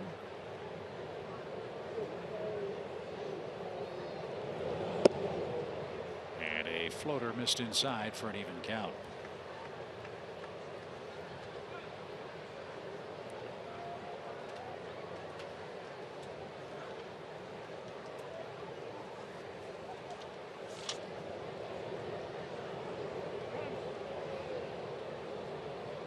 Phil Cuzzy's done a nice job behind the plate tonight. Joining him on the base paths is our pal Cal Hamari at first, Tom Hallion, and Dan Bellino. Think Tom Hallion ever gets a break? Hey guys, we try Chinese food after a game once in a while. We've got Cuzzy, Hamari, and Bellino. Good point. Out at the plate, 2-2. Last 6 home games, the Braves have played really well offensively. Runs per game over 7 the last 6 home games, but the starters ERA is almost 7 itself. So the point of this that I want to make is that down the stretch with the Braves playing a lot of contending teams, you do not want to play the Atlanta Braves when Julio Teheran is pitching. The way he's pitching right now, he's not giving up anything. The Braves offense is clicking, and that's no disrespect to the other starters. But if the other starters look at that and see, at least at home, and it's been pretty much that way on the road too, they're going to get some run support. Just hold them down. 2 balls, 2 strikes. up out of play. And Arbuckle just handed me a note, says this is only the 7th start out of 26 that Julio's received 4 or more runs of support. 7 out of 26. 3 of them here. That's why he hasn't won many games at home. Swing and a miss. Awkward swing by Cabrera, who walks away from the left-hand batter's box and very gingerly makes his way back toward the Mets dugout. That pitch ate him alive. He was doing a lot of twisting, but nothing else was moving except his hips. That almost looked like a groin. 7 more in a row retired by Tehran. Struble.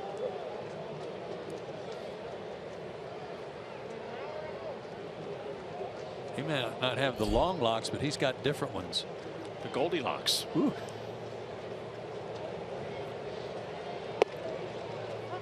Julio's retired 15 of 16. He has been in complete command tonight. 3 strikeouts, 2 walks. And he's looking for another 1-2-3 inning. And Cespedes' turn to let it fly, and he came up empty. 0-2.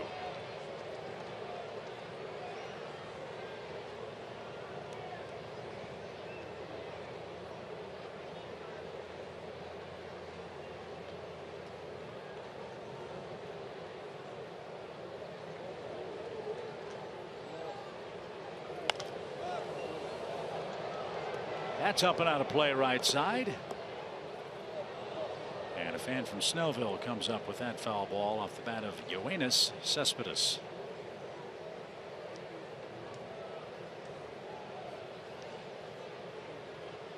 Kemp has hit a homer. Garcia and Markakis with RBI hits.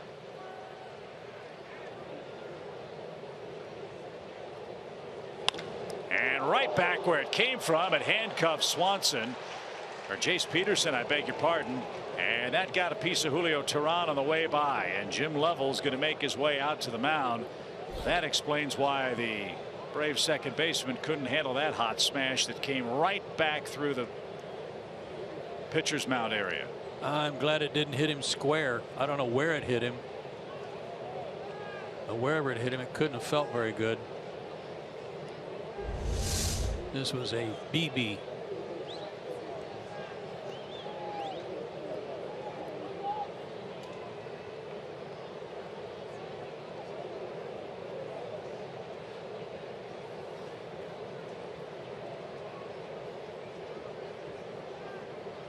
Looked kind of like it brushed his arm.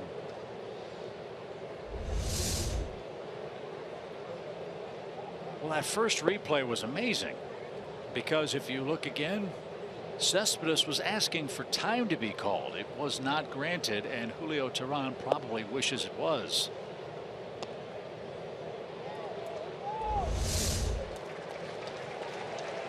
See?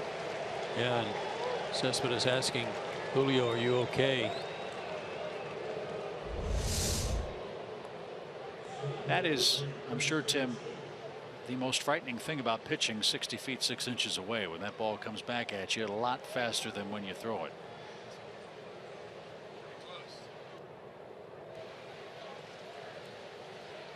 Can you hear me? Yep. Can we can now. Welcome back. Hey, it's good to be back, fellas. Yeah, it's close. You're a lot closer than it seems. And Joe, is that a hitter's nightmare too? I mean, you don't want to see a pitcher get hurt with a batted ball, obviously. On something that is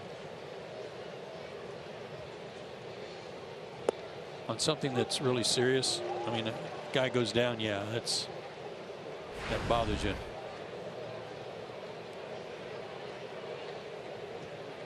Well, no harm for Julio Tehran as he faces Curtis Granderson. Runner at first, 2 outs, 4-0 Braves lead. I hit a guy in the neck one time. I hit a line drive right back at a guy, hit him in the neck, and scared me to death. And I ran to first. Of course, everybody came running out to check on him, and they asked him if he was okay, and he said, Oh, yeah, my neck's fine. I sprained my ankle a little bit going after the ball. High, towering fly ball to right. Markakis back at the fence. A majestic home run for Curtis Granderson, who has done something tonight he's never done before. He's homered in 4 straight games, and the Mets have cut the lead in half.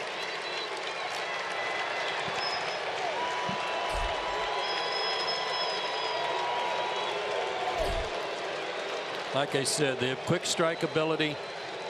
This is the way they're scoring runs. It is with homers. That's a fastball out away from him.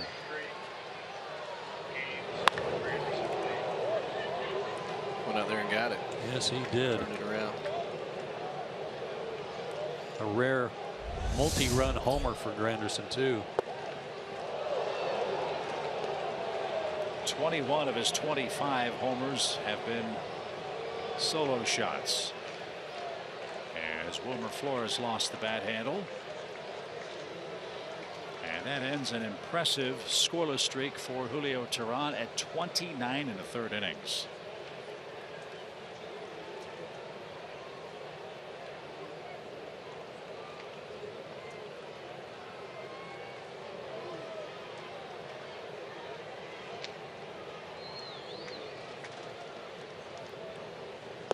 Remember, it was preceded by that shot off the bat of Cespedes with 2 outs. So New York is back in the game, 4-2 now.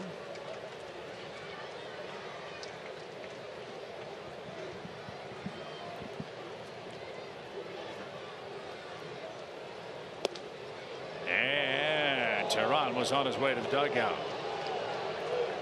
That was close.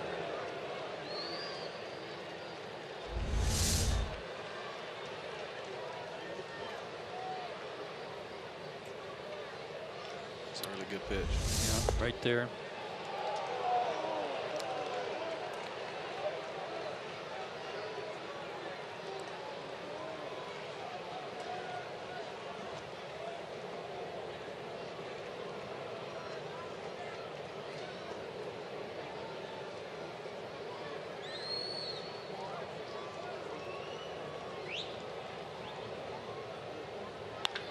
Line down the left field line. Foul. Boy, this guy's got a quick bat. That was a good fastball in on him, and he ripped it foul.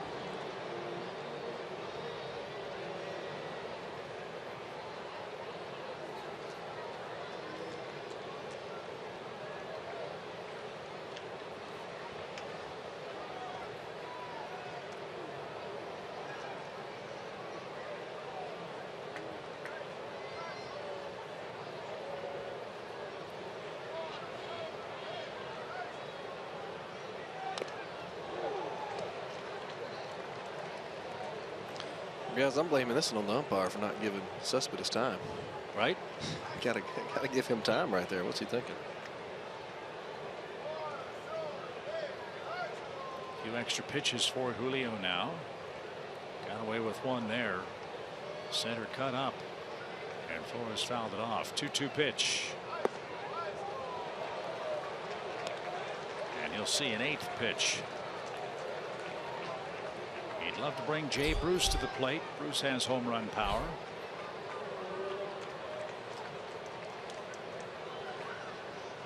(3-2). Sharply hit right at Dansby. He's got it. And throw to first in time. Cespedes with a comebacker rattled Julio Teheran, and then Granderson with a majestic 2-run shot. After 5.5, 4-2 now.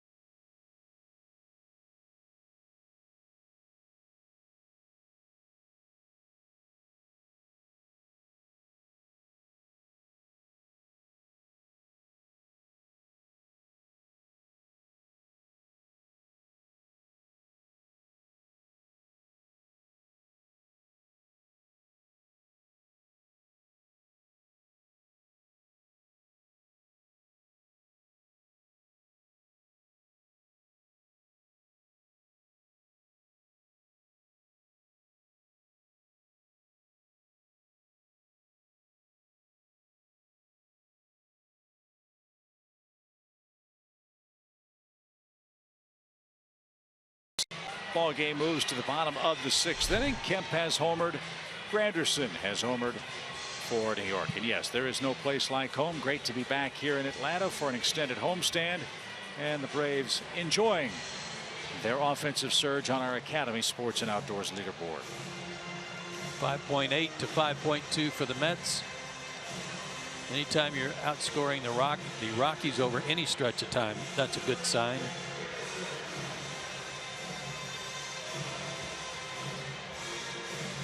Well, Robert Gesellman is done after 5 innings of 7-hit 4-run ball. He'll be replaced by right-hander Jim Henderson, who's a big league veteran. Henderson will face the 7, 8, 9 hitters here for Atlanta.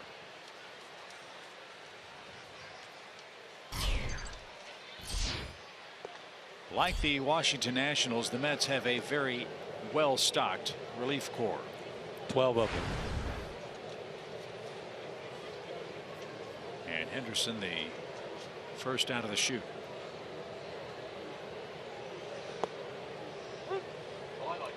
Henderson fastball, slider, change. Fastball 90 to 95.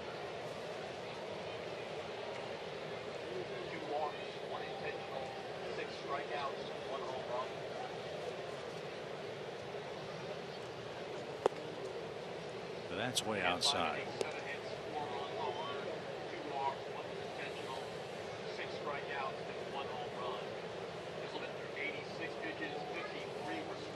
What do you guys think of Gesellman? Thought he had good stuff. Yeah, I liked him. I think he's got a power arm and a great slider, and he's had a little trouble getting through that third time through the lineup. It's a problem for a lot of young pitchers. While you were doing your business down there at the number peeling, I said to Chip, and you may have heard me, I say he reminded me of everybody else and all the other pitchers for the Mets. Long armed, you know, tall, slender. Yeah.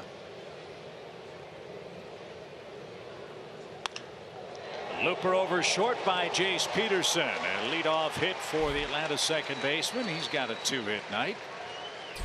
And that's how the native of Calgary, Alberta, is greeted for New York.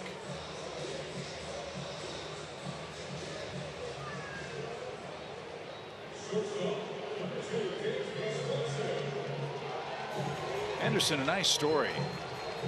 He's 33 years old. Was originally with the Expos. His first professional season was 2003. He didn't get to the big leagues until 2012. Was with the Milwaukee Brewers 2012, 13, and 14. Last year was in the minor leagues the entire season. Brevard County, Biloxi, and Colorado Springs. Coming back from right shoulder surgery. Boy, that's a tough one for pitchers.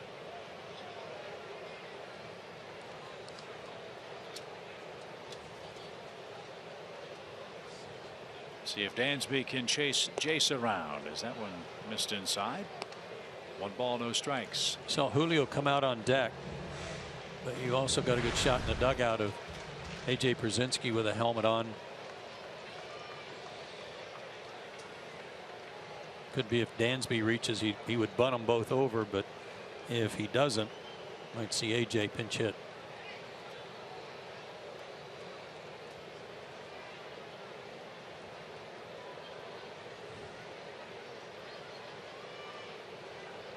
Miami's beating Clayton Kershaw and the Dodgers tonight 4-0 now in the 6th. Cardinals 4-3 over Milwaukee in the 5th. Nationals 2-1 over the Phillies. Reds 3-2 over the Pirates. Here it's 4-2 Braves in the 6th. And Henderson's not throwing too many strikes. And that'll earn him a visit from his catcher Travis d'Arnaud.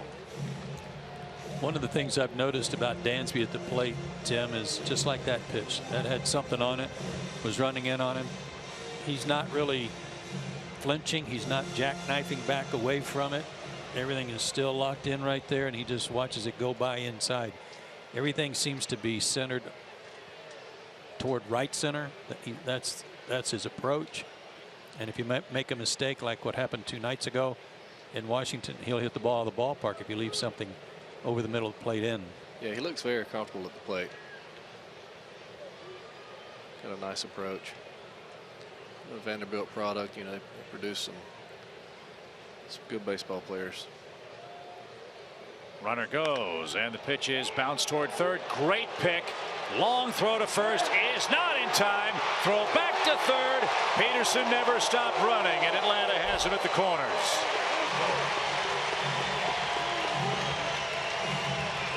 That's some instinctive base running. An infield hit. And they're at first and third. Good play by Reyes. But with that long throw, a good read by Jace to just keep going.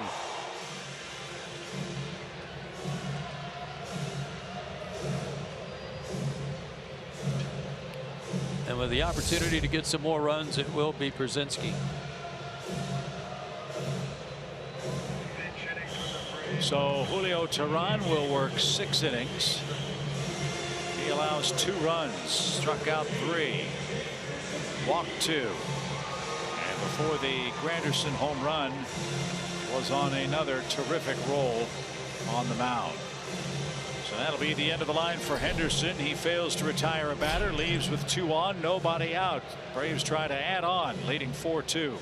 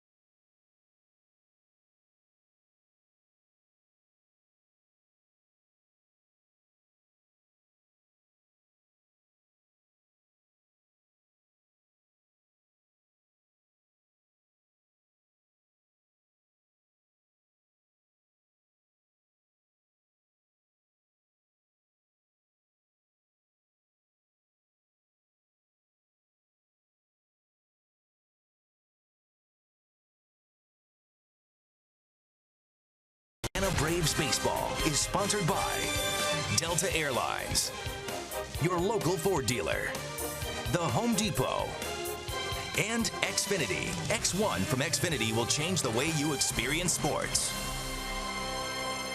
4-2 Atlanta. A.J. Brzezinski will come on and pinch hit, and he will face a Georgia boy, Josh Smoker.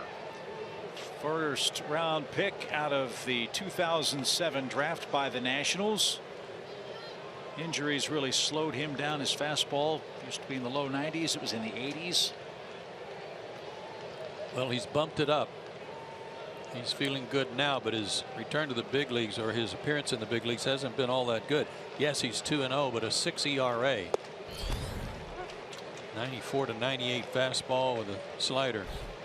He was pitching in relief for Rockford in the Frontier League last year.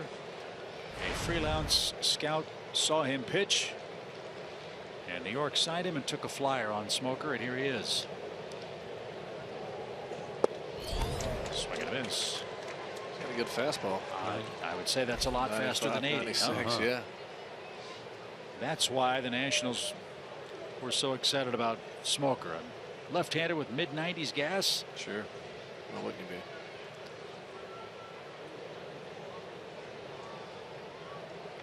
Throw strikes. Only 1 walk on the season. Yeah, but 3 homers in 8 2/3. There you go.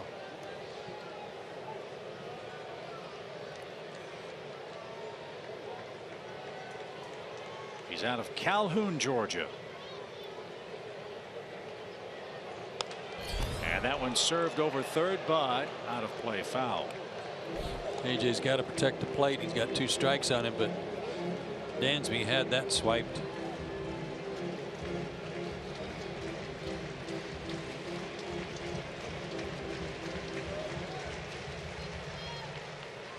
Says here Smoker was a race car driver before he quit to concentrate on baseball in high school. Is that right? That's what it says. Huh. I'm searching like crazy to see if there's a picture or a story of him racing cars, as AJ didn't get it. That one 96 up and in, and AJ's retired for the first out. Well, he's got the right name for pitching or driving race cars. I don't watch NASCAR an awful lot. Is 58 a good NASCAR number? I couldn't tell you. I'd say that if you're driving in NASCAR, any number's a good number. Yeah. Good point.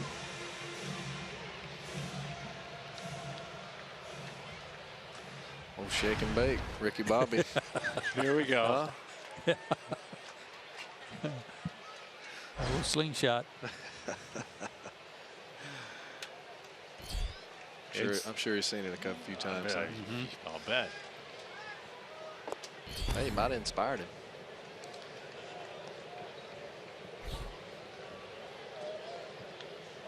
Well, you never know. He might have, after his shoulder surgery that kind of knocked him out, he might have had to go back to delivering pizzas on bicycles, you know, while he was working in the Frontier League. And look at him now. Yeah.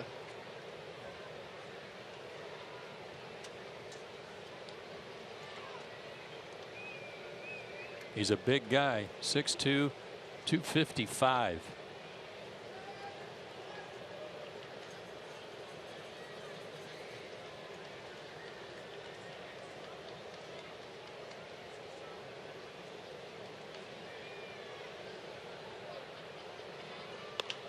Bouncing ball toward first. Second one. First 2. Smoker got a big double play and a strikeout. And Atlanta had him first and third, nobody out, and they couldn't score. New life for New York. The Calhoun, Georgia native came in and did a nice job. It's 4-2.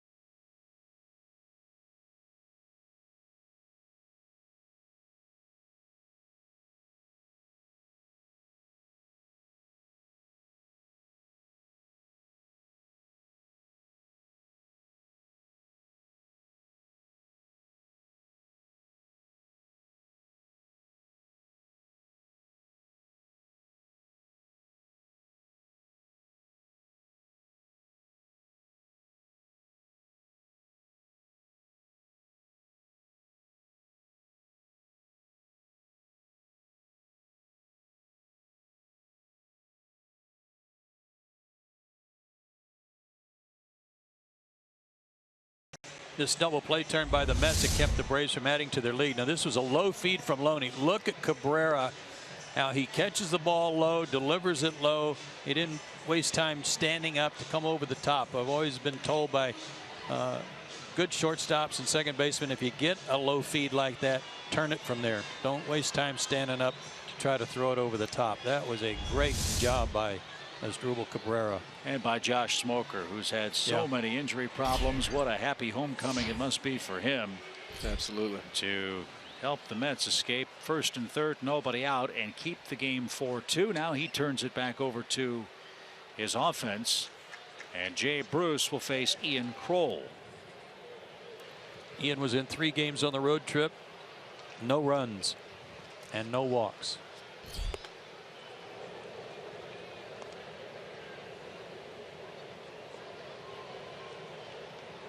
Nice job for Tehran. 6 innings, a 4-hit, 2-run ball. Now it's up to the Braves bullpen to get the final 9 outs.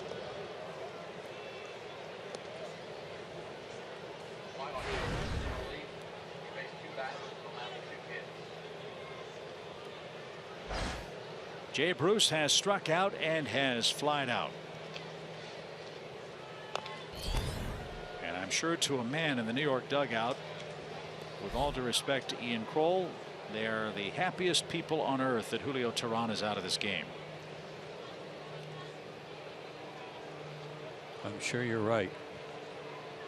Julio had a 29 1/3 scoreless streak. And tonight, Bruce hits it to left center field, playable for Inciarte. Bruce was reaching, and he's the first out. Julio definitely has had their number. He's pitched well against them his whole career, not just this year and parts of last year. But he's got solid numbers against them ever since he's came up.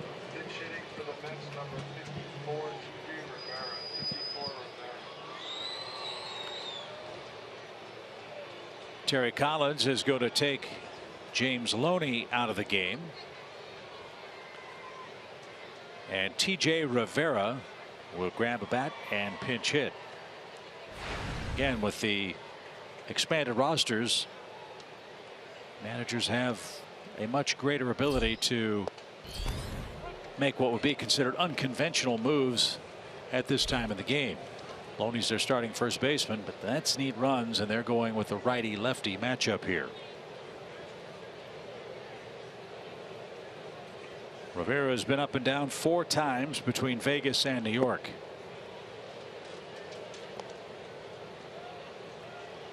Loney hitting a .156 against left-handed pitching, 7 for 45. Hence the move. And Rivera, an accomplished hitter in his own right. He won the Pacific Coast League batting title. He hit .353.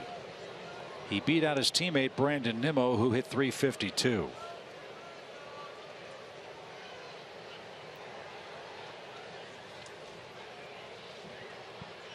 See if he stays in the game to play first base when the Braves come up in the 7th. 2 balls and a strike. Popped up.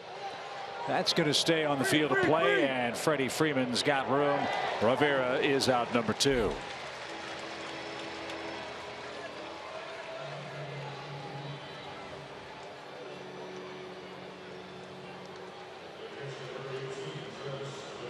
Here's Travis d'Arnaud. He's hitless.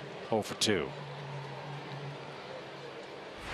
He's another Met that likes the first pitch. 10 of his 30 career homers have come in the first pitch sequence.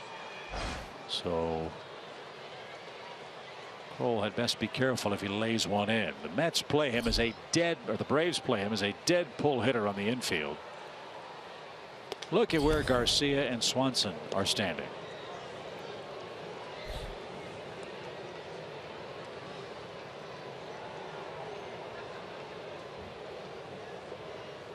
Just as they were for him last time up when he hit the ball right where Dansby's standing.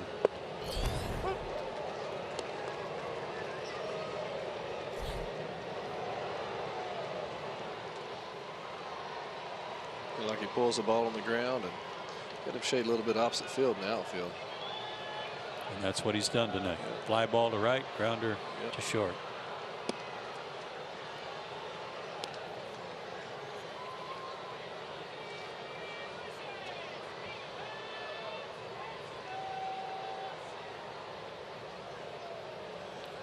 Pretty good spread, but not that many hits to right. Don't want to walk him. Pitcher spot due next. And Eric Campbell is on deck.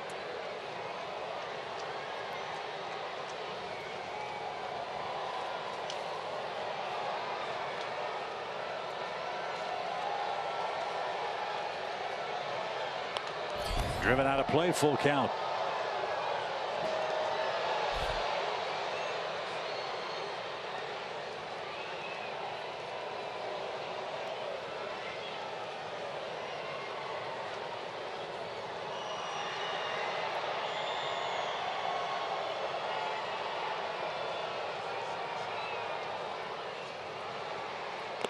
Swing and a miss. Ian Kroll comes in and works a perfect top of the 7th. It's stretch time at Turner Field. Good ball game. Braves lead the Mets 4-2.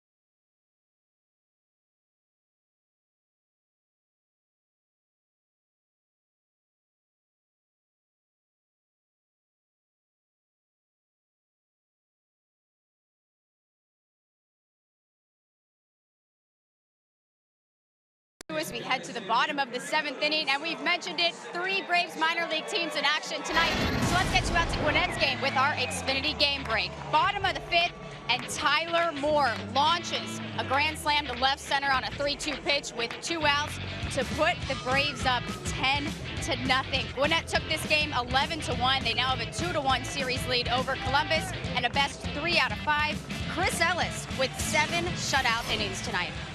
Talk about finishing strong. Great night tonight for Gwinnett and Chris Ellis. So congrats to Gwinnett tonight. Wilmer Flores moves from second base to first base. TJ Rivera enters to play second. And Hansel Robles is on to pitch for New York. It's a 4-2 Atlanta game. And Garcia, Freeman, and Kemp are the 3 hitters coming up for Brian Snitker. 75 strikeouts, 68 innings, 188 left-handed average against him. This guy can bring it too. 94 to 98 fastball, slider, and a changeup.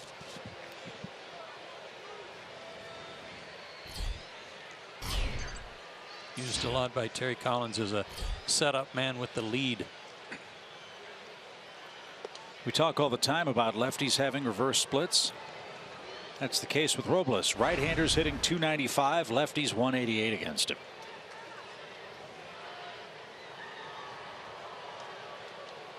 Got a righty up there first. Adonis Garcia didn't get the slider. Good pitch.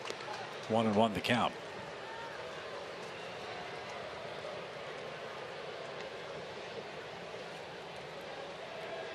Garcia had a 5th inning RBI hit. That made it a 2-0 Braves game.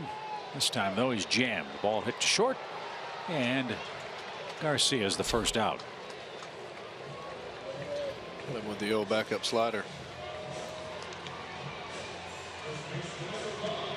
If you just learn how to throw it every time, be a great pitch, wouldn't it? The one that spins but don't do anything. Jams the hitters. Freddie with a base hit last time up, now with a 15-game hitting streak. He bats here with the bases empty. And that's fouled off. Darno might have gotten Phil Cuzzy too. Strike 1.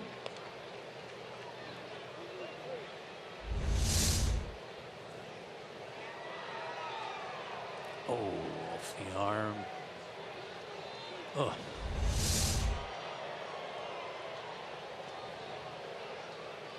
Well, that's why the Mets catcher is so appropriately named.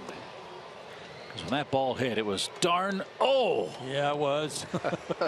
I'm just here to tell you right now, if somehow I'm forced to go back there, I'm going to look like the Michelin Man walking out there. I want to have so much gear on, covering all parts. There won't be one thing showing. Nope. You just be able to see my eyes. That's it. Line into center. That ball looked like it was knuckling. And Granderson made the play. Off the bat, that ball looked like it made a turn. Some funky spin, but Granderson hung with it, and Freeman's the second out. He hit it good. Had that old cricket swing, you know. Uh-huh. Put some funny spin on it. Makes him do crazy things out there in the outfield. Cricket? Yeah. He's got a cricket swing.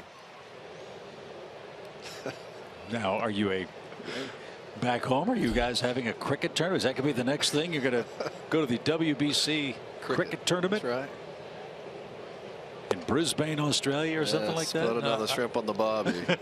But I've been down there when they've had some knockdown, drag out horseshoe competitions. So. Yeah. These are my people. Yeah. We got some redneck games down on the farm. They're fun. Cricket's not one of them. But you have crickets. Yeah.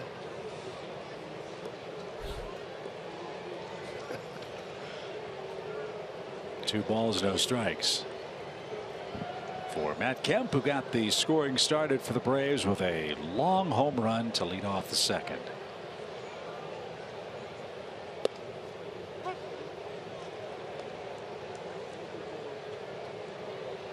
Little historic feature on Matt Kemp. He hit for the cycle for the Padres last year.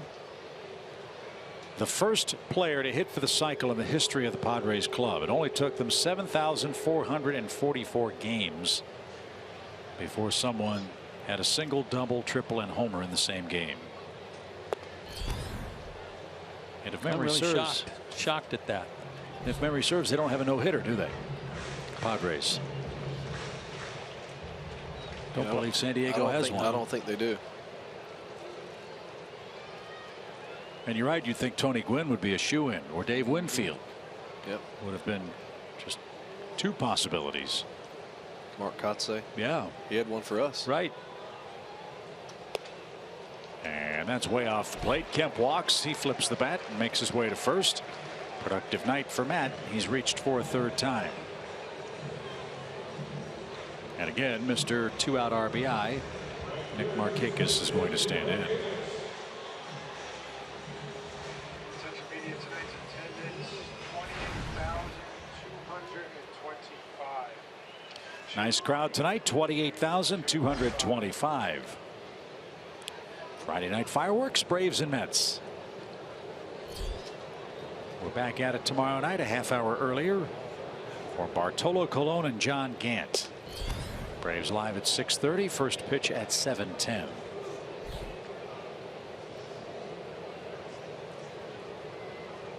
Colon and Noah Syndergaard tied for the team lead in wins for the Mets, 13.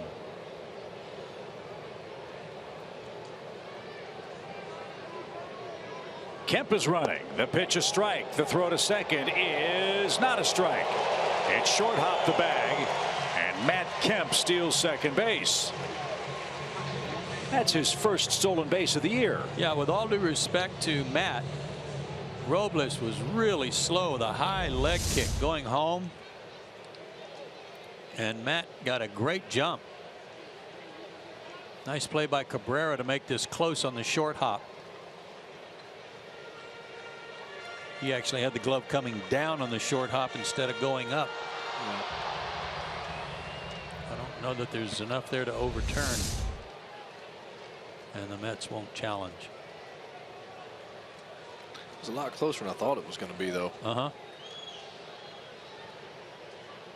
Well, a hit might mean a run here for Markakis, who drove home 2 with the bases loaded last time up. First stolen base for Matt Kemp since last September. September 25th, as a matter of fact. And now New York will take the bat out of Nick's hands, and Robles almost threw one to the backstop. They like the righty-righty matchup with Tyler Flowers. Again, the splits tell you this may not work for New York. But as hot as Nick has been, you can understand why Terry Collins will take his chance with the Braves catcher Tyler Flowers. Nick's hit well against the Mets this year too. .314 average coming in, and a big hit in the 5th inning. Well, we'd like to talk about another big hit for Tyler Flowers after our game. Braves Live will be presented by Xfinity. Christina Fitzpatrick has our hosting duties tonight. It's been a long time since I said Christina's name. Let me try that again. Christina Fitzpatrick. Sorry, Christina.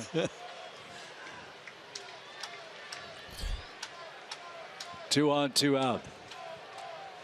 Easy for you to say, huh? Yeah. If you only knew. That's a little low for Flowers. 1 ball, no strikes.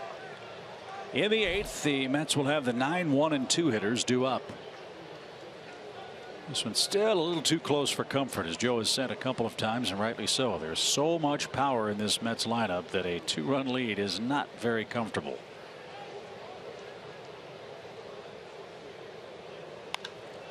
Popped up. Left side. Reyes near the dugout railing is unable to make the play. He got to the opening, and you can't go into the dugout to make the catch. So, see, I'm wondering about that. If he had held on to that opening post and kind of swung in there and made the catch, would that have been okay? I guess he's asking about that right now. So he grabbed the post, swing in. I don't know if he could have reached it anyway. Look how much of your body has to be on the outside of the fence. I wonder. Yeah. I have to ask about that tomorrow. Yeah. 1 ball, 1 strike.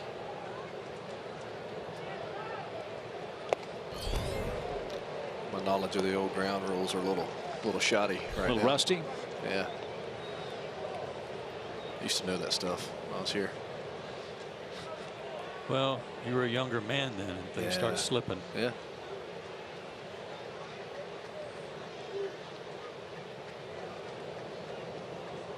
One and 2.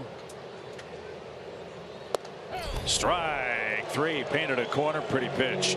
And the strategy did work for Terry Collins. 2 walks, 2 left. 8th inning, 4-2 Atlanta.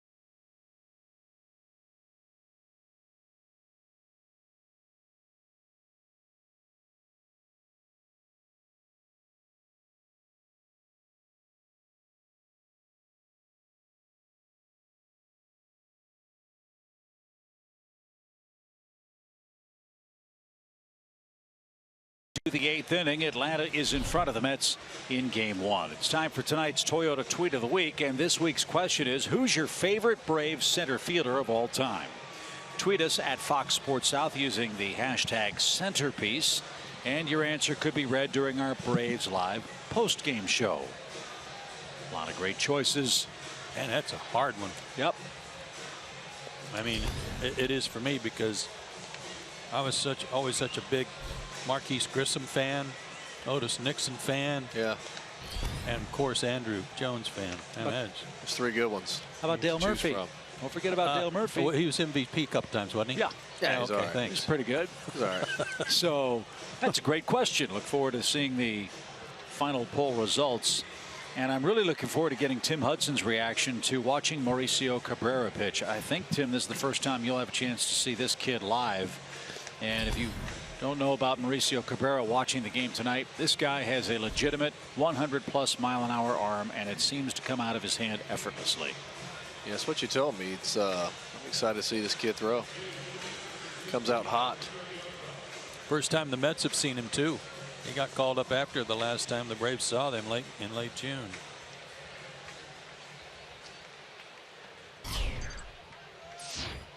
So Alejandro De Aza is going to bat for Robles. Robles went an inning with a couple of walks and a strikeout. So De Aza, Reyes, and Cabrera coming up.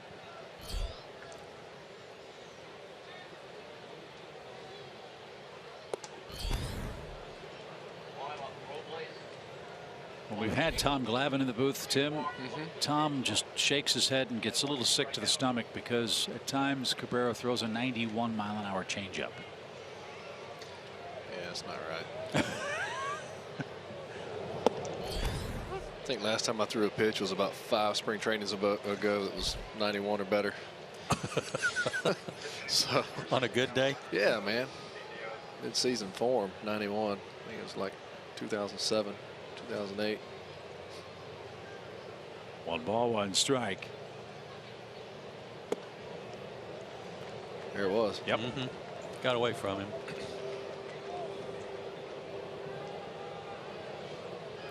Not to be young.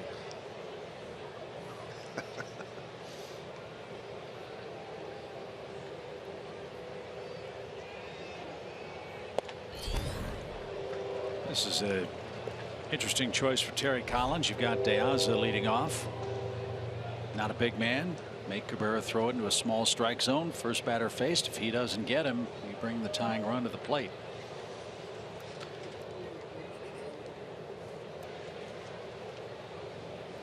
Three balls and a strike. And he walked him. So we got trouble now. Top of the order for New York. Reyes, Cabrera, and Cespedes are lurking for the Mets. First walk for him in his last 7 appearances. And one reason why New York has been rolling of late, 6 of their last 9 wins have been comeback wins. And a 2-run deficit is not that much for New York. Reyes has hit the ball in the air. He swung early in the count 3 straight times. And he takes a strike.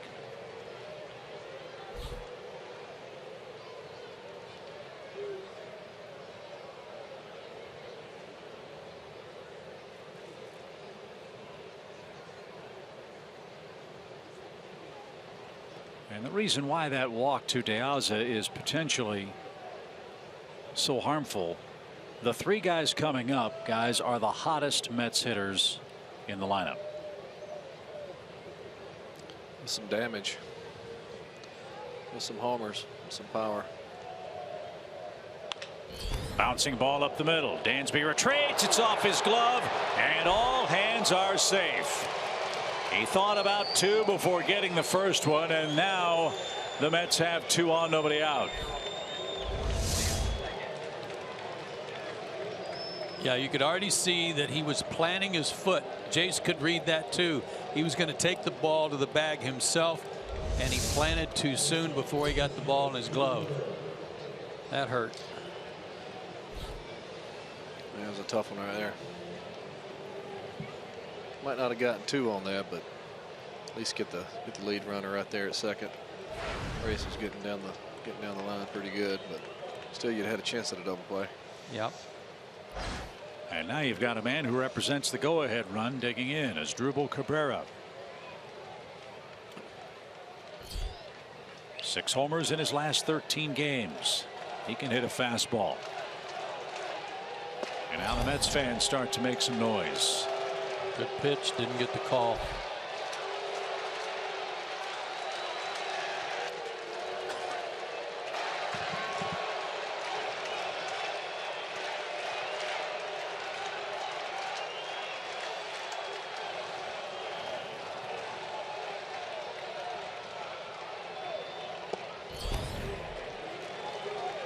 Two and 0.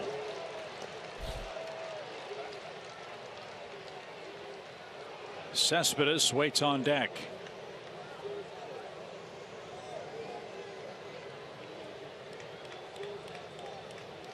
All Swanson wants right now is another chance. That's right.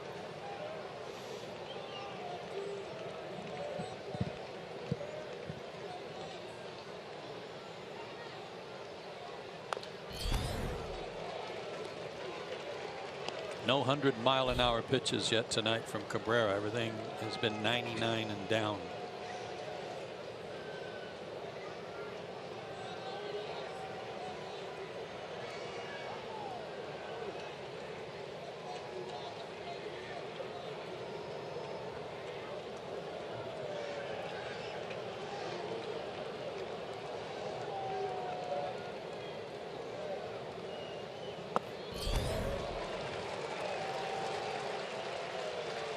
Now you've got real trouble. 3 balls and a strike. Jose Ramirez begins to throw in the Atlanta bullpen.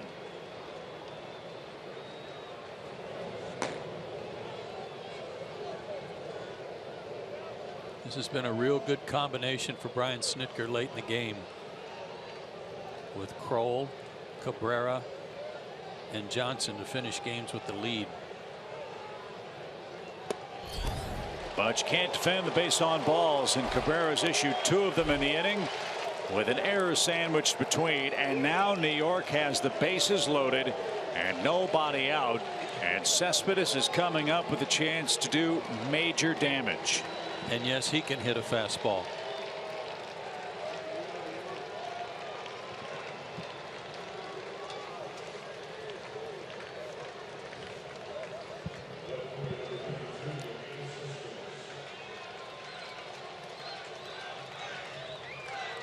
Cespedes has a grand slam for New York this year. And here's an interesting note. This is only his 5th at bat with the bases loaded all year.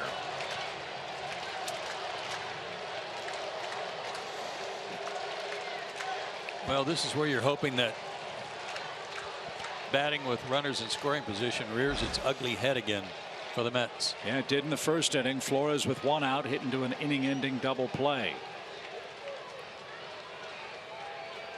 Mets hitting .213 with runners in scoring position as a club, worst mark in baseball.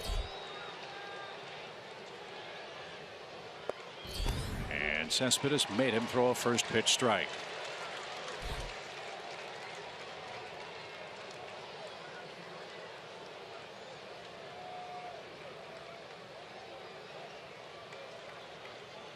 De Aza, Reyes, and Cabrera the runners. And Flowers somehow got leather on that. That was triple digits. Boy. About all Tyler could do here, as far as that bounced out in front of him, is just throw your glove in a place where you think the ball might bounce. Put a lump in your throat right there if you're a catcher. Seeing a fastball at 100 miles an hour coming in short of the plate. And off the chalk. With bases loaded. Yeah.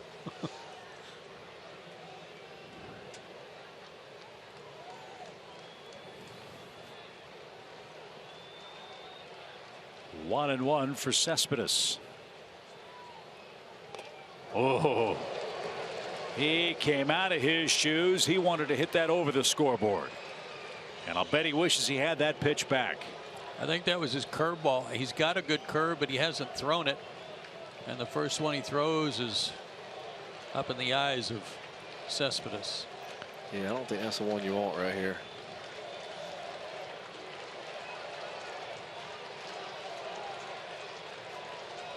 A strikeout would be welcome. 1 ball, 2 strikes. Driven toward right. That's going to be playable for Markakis. It's going to be deep enough to score a run. Reyes will tag at second. He'll head to third.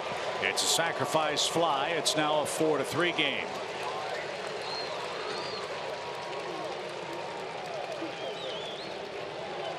So New York cashes in the leadoff walk. Reyes 90 feet away represents the tying run, and here's Curtis Granderson, who hit a towering 2-run homer in the 6th off Julio Teheran.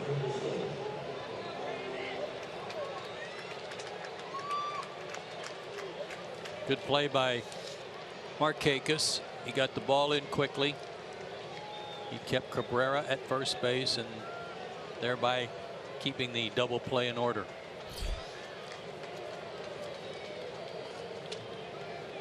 Well, you've got the right guy at the right time if you're the Braves. First the pitch to Granderson. With their well-documented team troubles with men at second or third, it's personified by Curtis Granderson. He's hitting .124 this year with runners in scoring position. Wow. That's hard to believe. 11 hits and 89 at bats.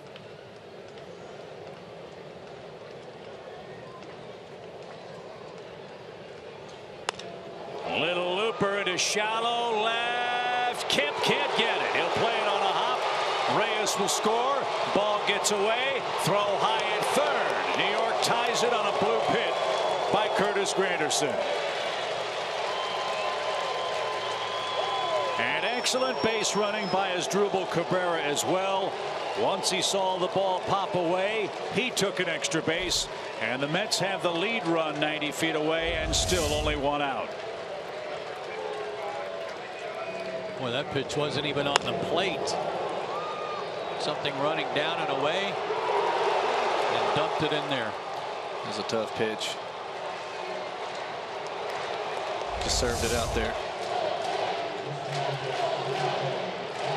Great base running by Cabrera.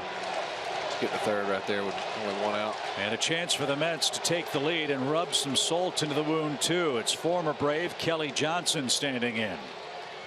And yes, he can hit a fastball. We know that. 4-4 in the 8th. And Kelly takes a ball. Kelly's had a rough go of it lately. His last 4 games, 2 for 18 with 6 strikeouts.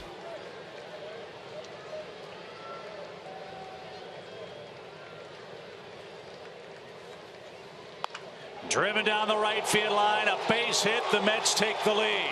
Granderson around second, on his way to third. Kelly slides into second with a double, and the Mets have stunned the Braves with 3 in the 8th and have taken a 5-4 lead.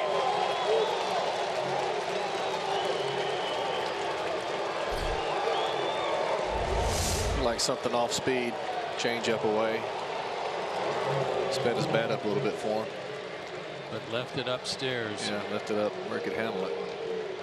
Well, they've done it without a homer. This is a rare Mets rally. Back-to-back hits with runners in scoring position for New York.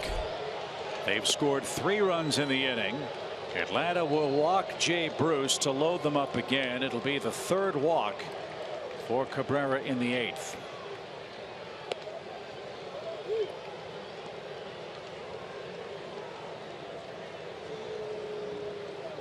And T.J. Rivera, the scheduled hitter, but Michael Conforto has grabbed a bat, and he'll move to the on-deck circle and apparently will pinch hit.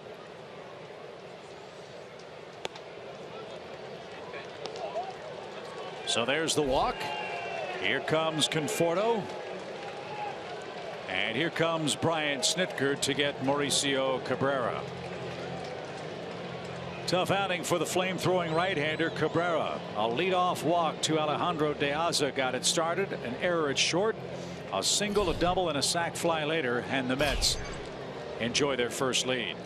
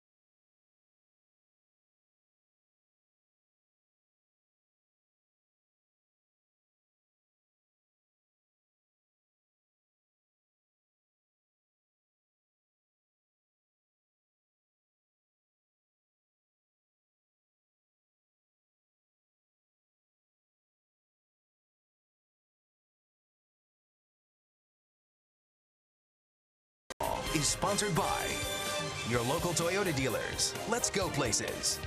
The Georgia Lottery. And Synovus, the bank of here. New York with a 3-run 8th inning that continues. They lead now by a 5-4 score. MLB.TV Premium, the #1 live streaming sports service, delivers everything you've come to expect and more. Watch every out-of-market game live in HD on over 400 supported devices. That includes a free subscription to @Bat Premium, the #1 app for live baseball. Blackout and other restrictions apply. Go to MLB.TV for details. Julio Teheran was brilliant. Ian Kroll had a 1-2-3 relief inning. But things have not gone well for Mauricio Cabrera. 3 runs charged to him. He leaves with the bases loaded.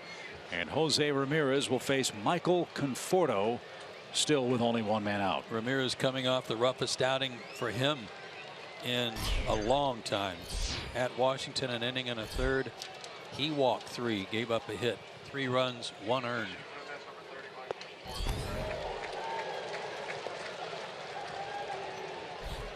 Conforto's been up and down 3 times with New York. He has not had a great sophomore season. He hit .422 at AAA with 128 at bats. But the magic that Conforto had and helped the Mets win last year has not repeated yet at the big league level.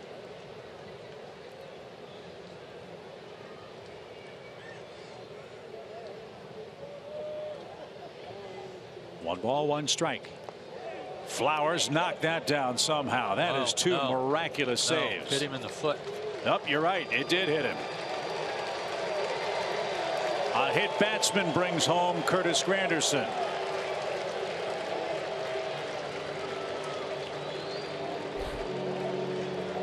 A painful RBI for Conforto.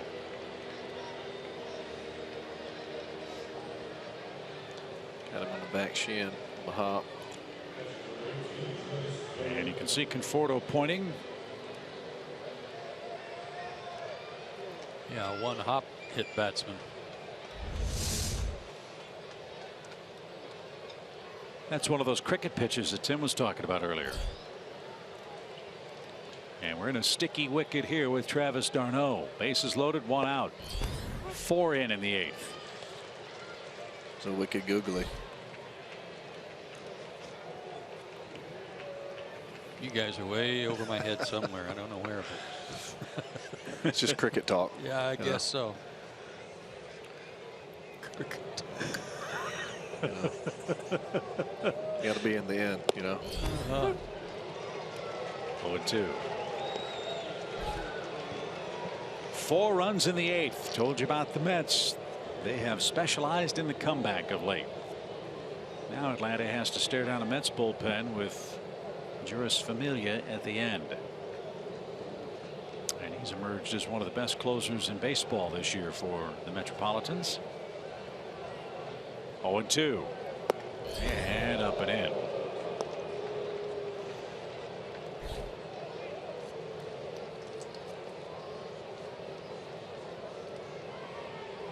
You know, the Giants are paying attention to this score. They lead in Arizona 1-0 in the 2nd. Mets are trying to catch the Giants for the top wild card and hold off the Cardinals. Pitch. Strike 3. d'Arnaud didn't like that call. And he's rung up for the 2nd out of the inning.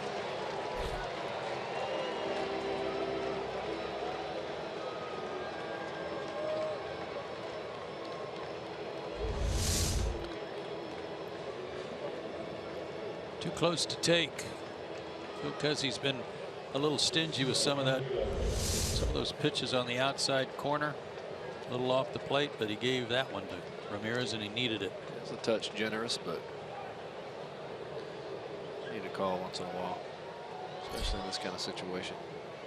So here's De Aza, the man that began the inning with a walk.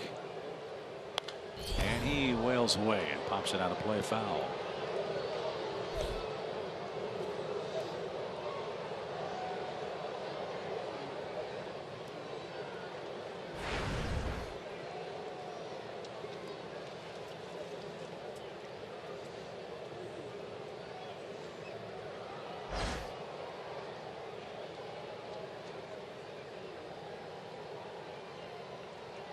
0-1. And right off his knuckles, out of play. Diaz has turned himself into a very useful player for the Mets. He drove in 14 runs in August. And I think he played a lot of center field for them. Really good fastball hitter, this guy.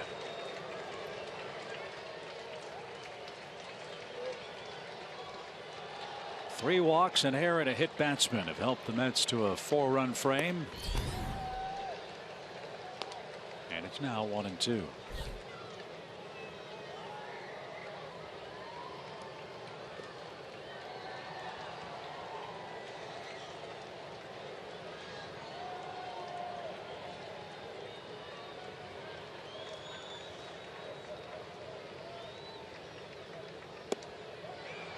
Good eye. 2-2. This has gone far enough. See, there you go with that Australian talk again. Good eye.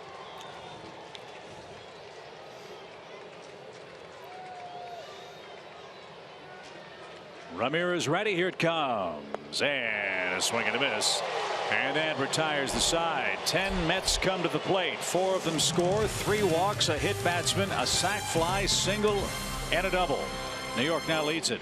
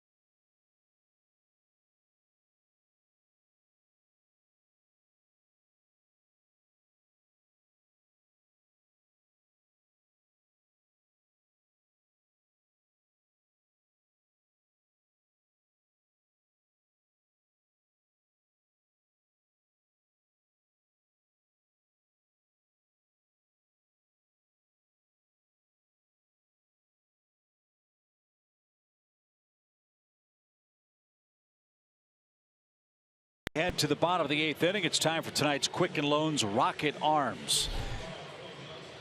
And the Rocket Arms tonight are Saturday's probables. The ageless wonder Bartolo Colon will face former Met farmhand John Gant. And the subplot for Bartolo Colon is there was some talk early in the year that there's no way Bartolo Colon would be back with New York. He's going to be a free agent. And with all the terrific young starting pitching New York has acquired, there's probably no room in the rotation. As you said, Joe, you could make the case that Bartolo Colon has been the best Mets starter in 2016. He's been the most reliable. He's the guy that's taking the ball every time out. No one else can say that. Eric Campbell checks in the game to play first. Kelly stays in the game and will play second base, and that's Addison Reed. And look at those numbers. Eye-popping numbers in relief. As the Braves have the bottom third of their order coming up. First pitch hammered to Campbell. 1 out.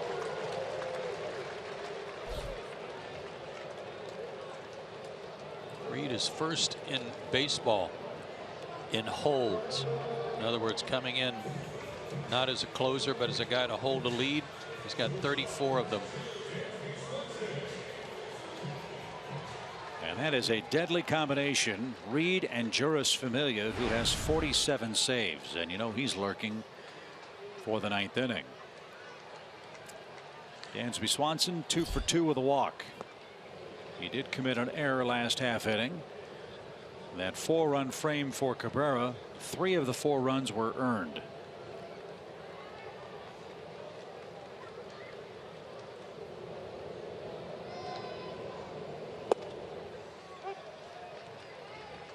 a leadoff walk got it started. 3 total walks and a hit batsman led to a big New York inning.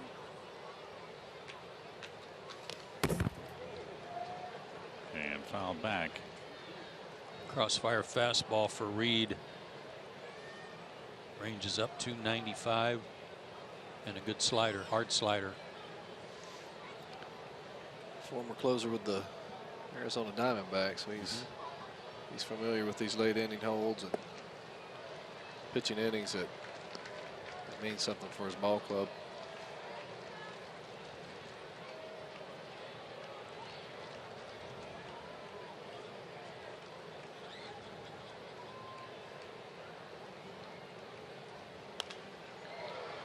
That's fouled away. As we approach the bottom of the 10 o'clock hour, don't forget we've got Turner Field trivia coming up. The dominatrix of trivia, Gretchen Caney, waiting until the very last minute to spring the question on us, so we don't have enough time to do our ample research to get the answer, but we'll do our letter best. Swing and a drive. That's hammered down the left field line. Did he keep it fair? He did not. Oh, baby, did the ball jump off his bat down the line. And Swanson back to the plate with a 2-2 count. Every time I see a ball land in that section out there, it seems almost impossible from our vantage point that it wasn't fair. And it wasn't.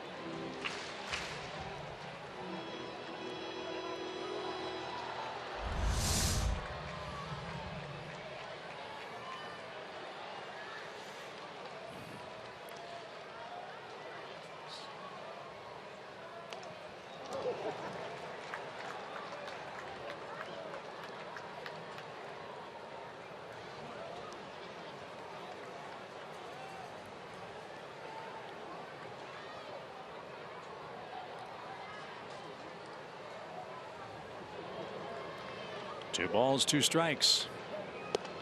And it just missed. A little flinch from Phil Cuzzy, too. That's a great take right there. I don't know how he laid off of it. Me neither.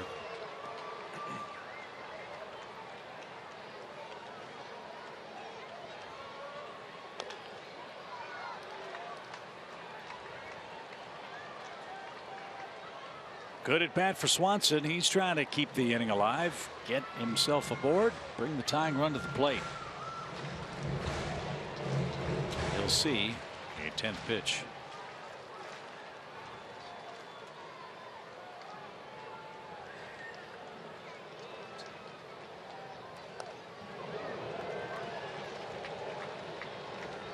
How about that swing? Spoiled the borderline. Might have been ball 4, but he didn't know that.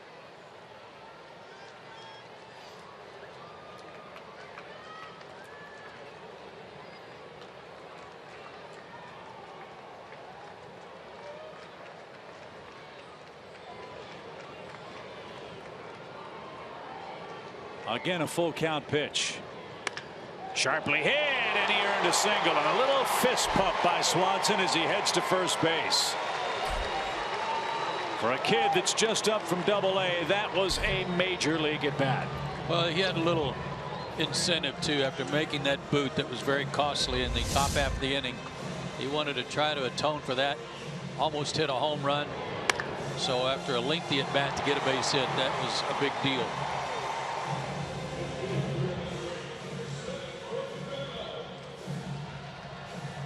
So Gordon Beckham grabs a bat.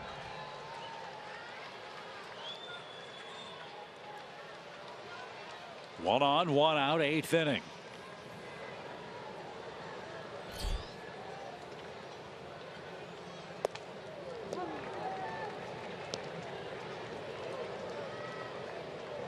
After an extended dry spell for Beckham at the plate, he started to heat up. 8 hits in his last 28 tries. 5 extras, 4 runs, 4 RBIs. Check swing back to the mound. Throw to second, 1. Throw to first is going to be late. Campbell came off the bag thinking they turned the twin killing. It's a 1-6 force at second. Beckham keeps the frame alive. And while we contemplate a potential Mets challenge, let's take a look at our Turner Field trivia question. What Met pitcher holds the team records for most career starts and losses at Turner Field? Most starts, most losses by a Met. I've got a guy that came to mind immediately. Steve Traxel. What do you think? And they gave up number 62 to Mark McGwire. That wasn't here. That was not here. That's a great answer. Sharply hit. What a play at first by Campbell. How in the world did he come up with that hot smash? What an incredible grab. That might have saved a run. And it certainly breaks the Braves' hearts in the 8th inning. We go to the 9th.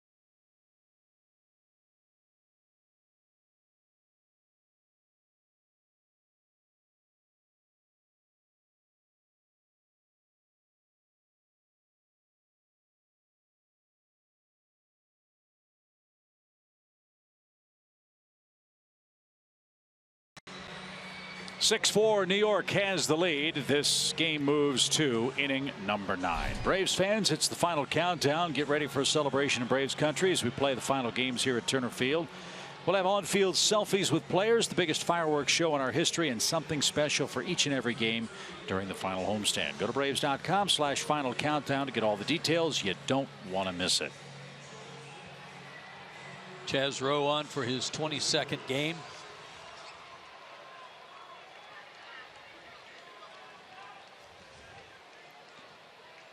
Three games for him on the road trip. I'm sorry, 2 games on the road trip. An inning and a third, zeros across with 3 strikeouts. He's got the top of the order, Jose Reyes. And what an unbelievable play by Eric Campbell at first base to rob Ender Inciarte. And barring a big 9th inning rally, that might be the end of Ender's 18-game hitting streak. Reyes tonight reached on a fielder's choice. That was the ground ball that Dansby Swanson aired. And now he's got a tough play. Throws on the run. Freeman the scoop. Got it. What a play. Wow. It's a big league play right there. Yes, sir, it was.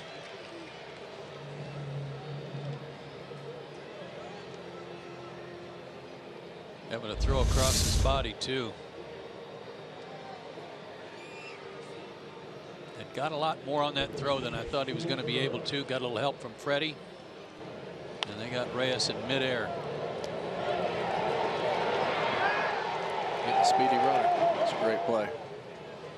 On both ends, Freddie had a great pick. Asdrubal Cabrera, the batter. And he swings at the first pitch. And Kemp in left. puts that away. Hey, Tim, would be remiss. I don't think we've had a chance to talk about your experience in Wichita with the Kansas Stars. I know you had a good time. It was fun. It was a lot of fun. We were there about 10 days. And if you look at our roster, about 8 years ago, we had a pretty daggum good team. Yeah. About 8 years ago, we were pretty strong. There might not have been a team on the planet to beat us, but that was 8 years ago. Was there a run on Advil and liniment and stuff like that in Wichita? Yeah. Plenty of Advil, plenty of Bengay, and plenty of beer. So it was. We had a great time. I'll tell you what, it was good to be in the locker room again, putting some spikes on and go out there and playing. It's amazing how young these kids look we were playing against. I know we look like a bunch of old men out there, but it was a lot of fun. The city of Wichita really supported us and came out to root the tournament on, and it was fun. We were fine whenever we had an off day after some starts, but then when we got to the championship bracket, we had to play every day, and boy, did we start looking old. Kind of caught up to you. We had to play every day, yeah. Now, y'all going to go back, or is this a one and done? Now, you know, they're talking about getting a team every year to go out there and do it. Really? Yeah, so I told them next year I might either be the pitching coach or the DH, one of the two. Swing and a miss by Cespedes.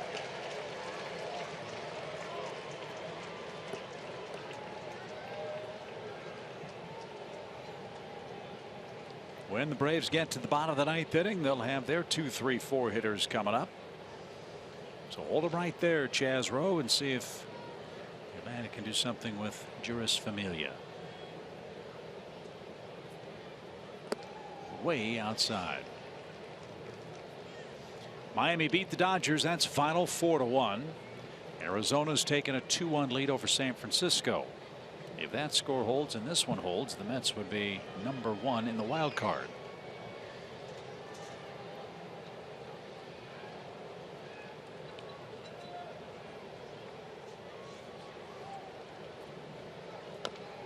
Right off the end of the bat. Phillies in Washington tied 4-4, bottom of the ninth inning. That game at Miami, Kershaw went 3 innings, 5 hits, 2 runs, no walks, 5 strikeouts in 3 innings. Pitch count? Do they have a pitch count? They wanted to keep him at 65 or less. 66. So one more. Most important thing for the Dodgers, how will Kershaw feel tomorrow? They can continue to ramp him up back to being Clayton Kershaw with the big lead out west. As Cespedes swings and misses, and Rowe a very impressive 1, 2, 3 ninth. Here we go, bottom half, last call for the Braves. Right guys up at the right time. Atlanta needs 2 to tie, 3 to win.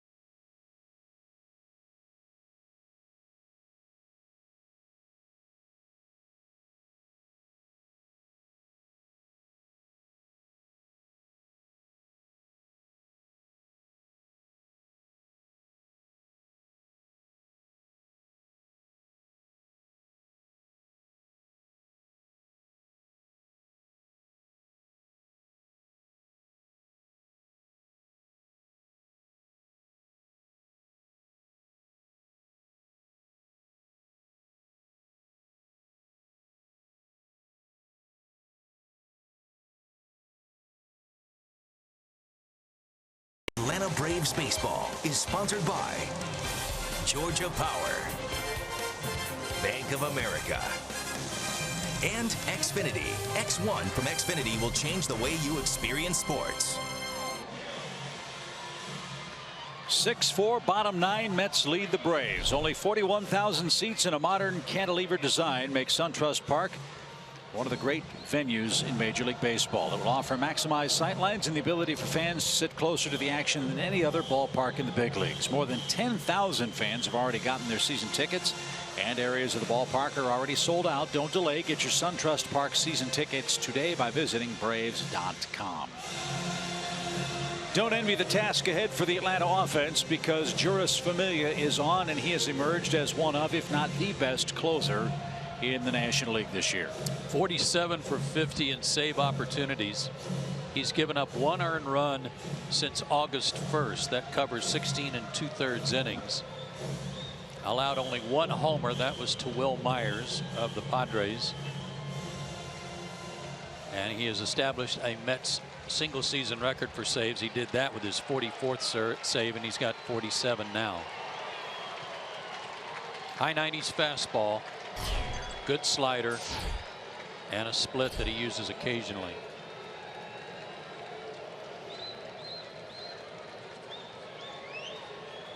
Garcia, Freeman, and Kemp are scheduled for Atlanta in the 9th.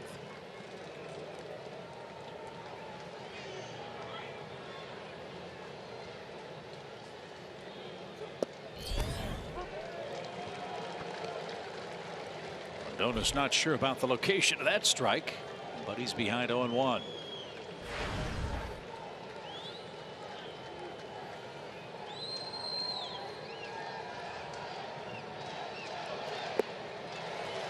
Nasty slider. That's a late breaker. Boy, that's hard to pick up. It's a tough pitch right there, especially when he just throws that 96 right there at the bottom of the zone at the knees and throws that slider just a little bit higher in and out of the zone.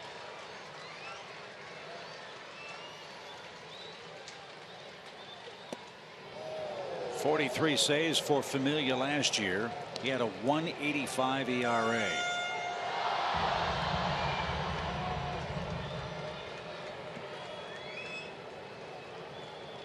.6'3", 242.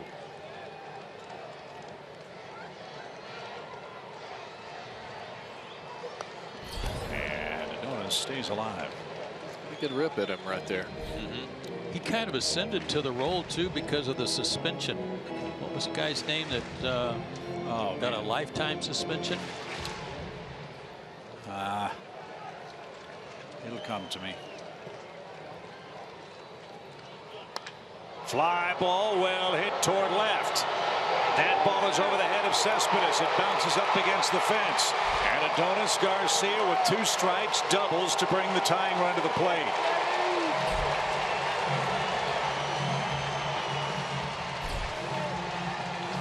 He kind of got fooled on a pitch. Looked like he had to reach for one. Took a little off, little change up.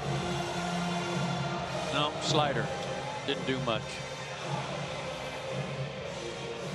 And that ball went a long ways. Right? Strong. All right, Braves have their chance. Henry Mejia, I believe, is the pitcher. His name was spelled with a J. Henry Mejia. Yep. So runner at second for Freeman, and a strike.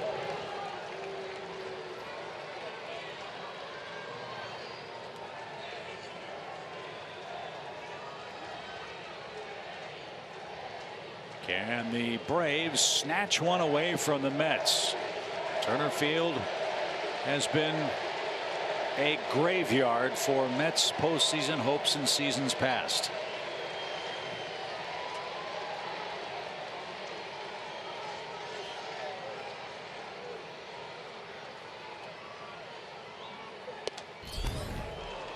Well, Freddie has caused a lot of damage for the Mets this year. He came in hitting .385 with a homer.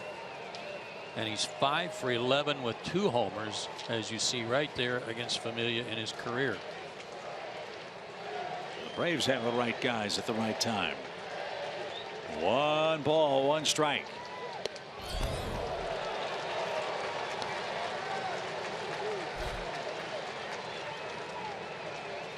They've done some damage to him.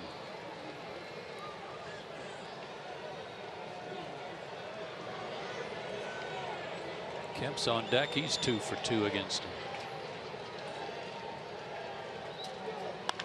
Red foul by inches. And Freddie looking skyward. He missed an extra base hit by maybe the width of the baseball. Gotta have a talk with his catcher after that one, huh? Yeah. Don't blame him.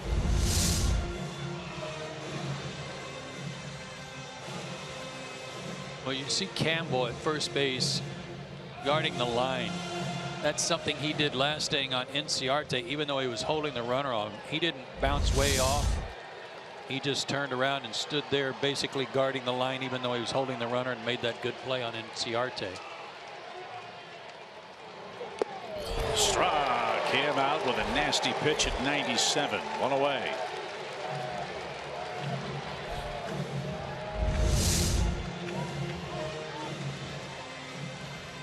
Four-seamer. Good fastball. Pitcher 1. 97 inside. Tied him up a touch. That ball's down 4 or 5 inches, though. He may drop some head on it.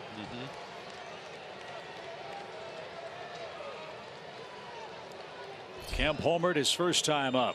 He has walked twice, struck out once.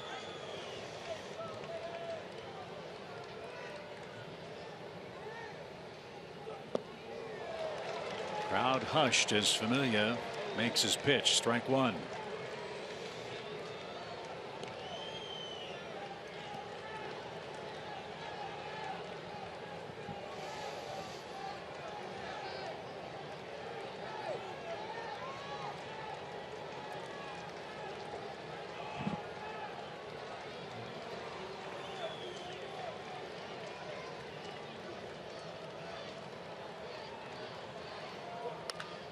Bouncing ball to third. Reyes thought about tagging the runner, through to first, and got Kemp by a couple of steps.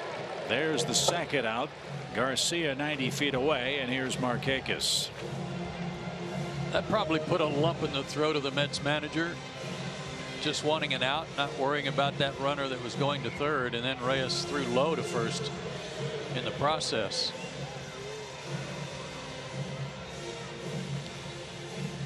So Nick Markakis, the final hope for the Braves. You see his numbers against the Mets closer.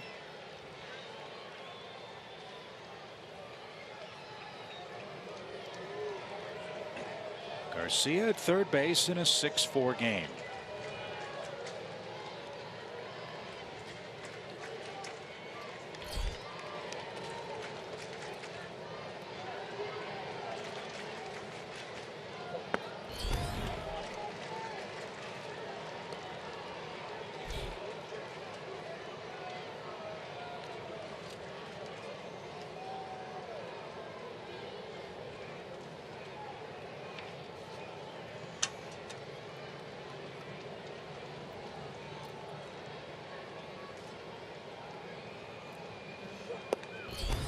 Mets only have 6 hits tonight. With those 3 walks in the air in the 8th inning. Really the difference in the game. Those walks to 2 of the first 3 hitters in the 8th inning. Nasty. How many times have we said it? Lead off walk late. Yeah. It's a backbreaker. 2-0 for Markakis. And now 3-0. He walks him. It gets very interesting because Tyler Flowers could hit one out and win the game.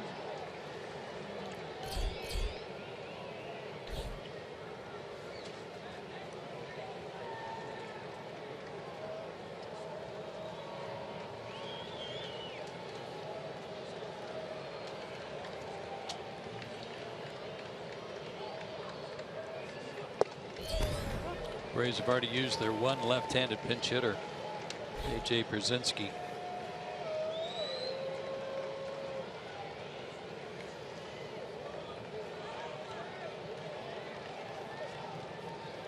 So any thoughts of that? Anybody would be right-handed if you were thinking that.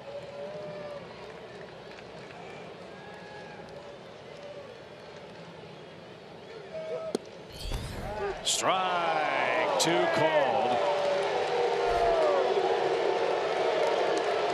Looked like a strike on Fox Tracks. It did, but a little bit of a late call.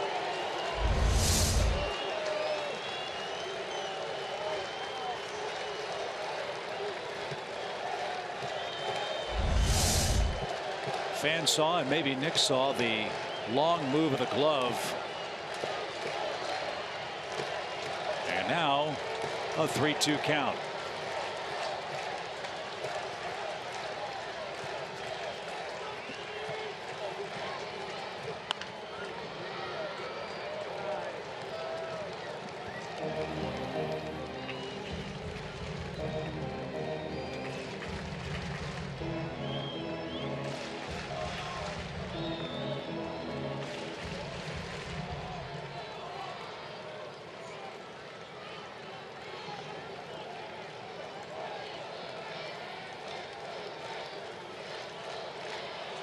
Again, a 3-2 pitch.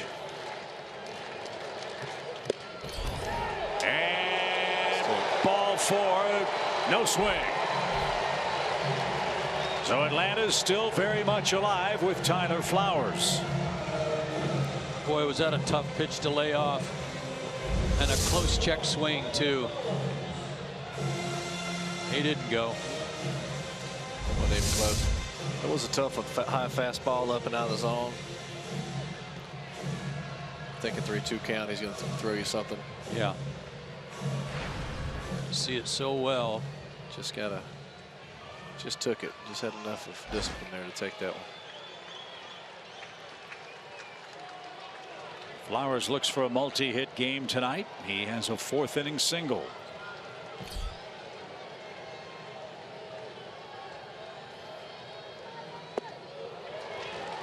Well, even a base hit here, and he's had one at bat against Familia and has a hit. Even a base hit here moves the tying run to scoring position. Go ahead run is on base, and then another left-handed hitter up. And with Campbell holding Markakis at first, he's got a big hole right side if he can punch one that way. Oh man, what a breaking ball. 0-2.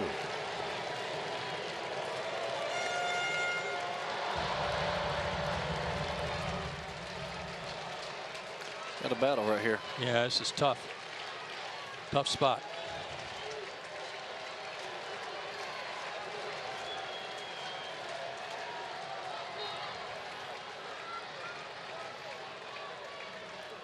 Swing and a miss, and the Mets came back again to beat the Braves 6-4.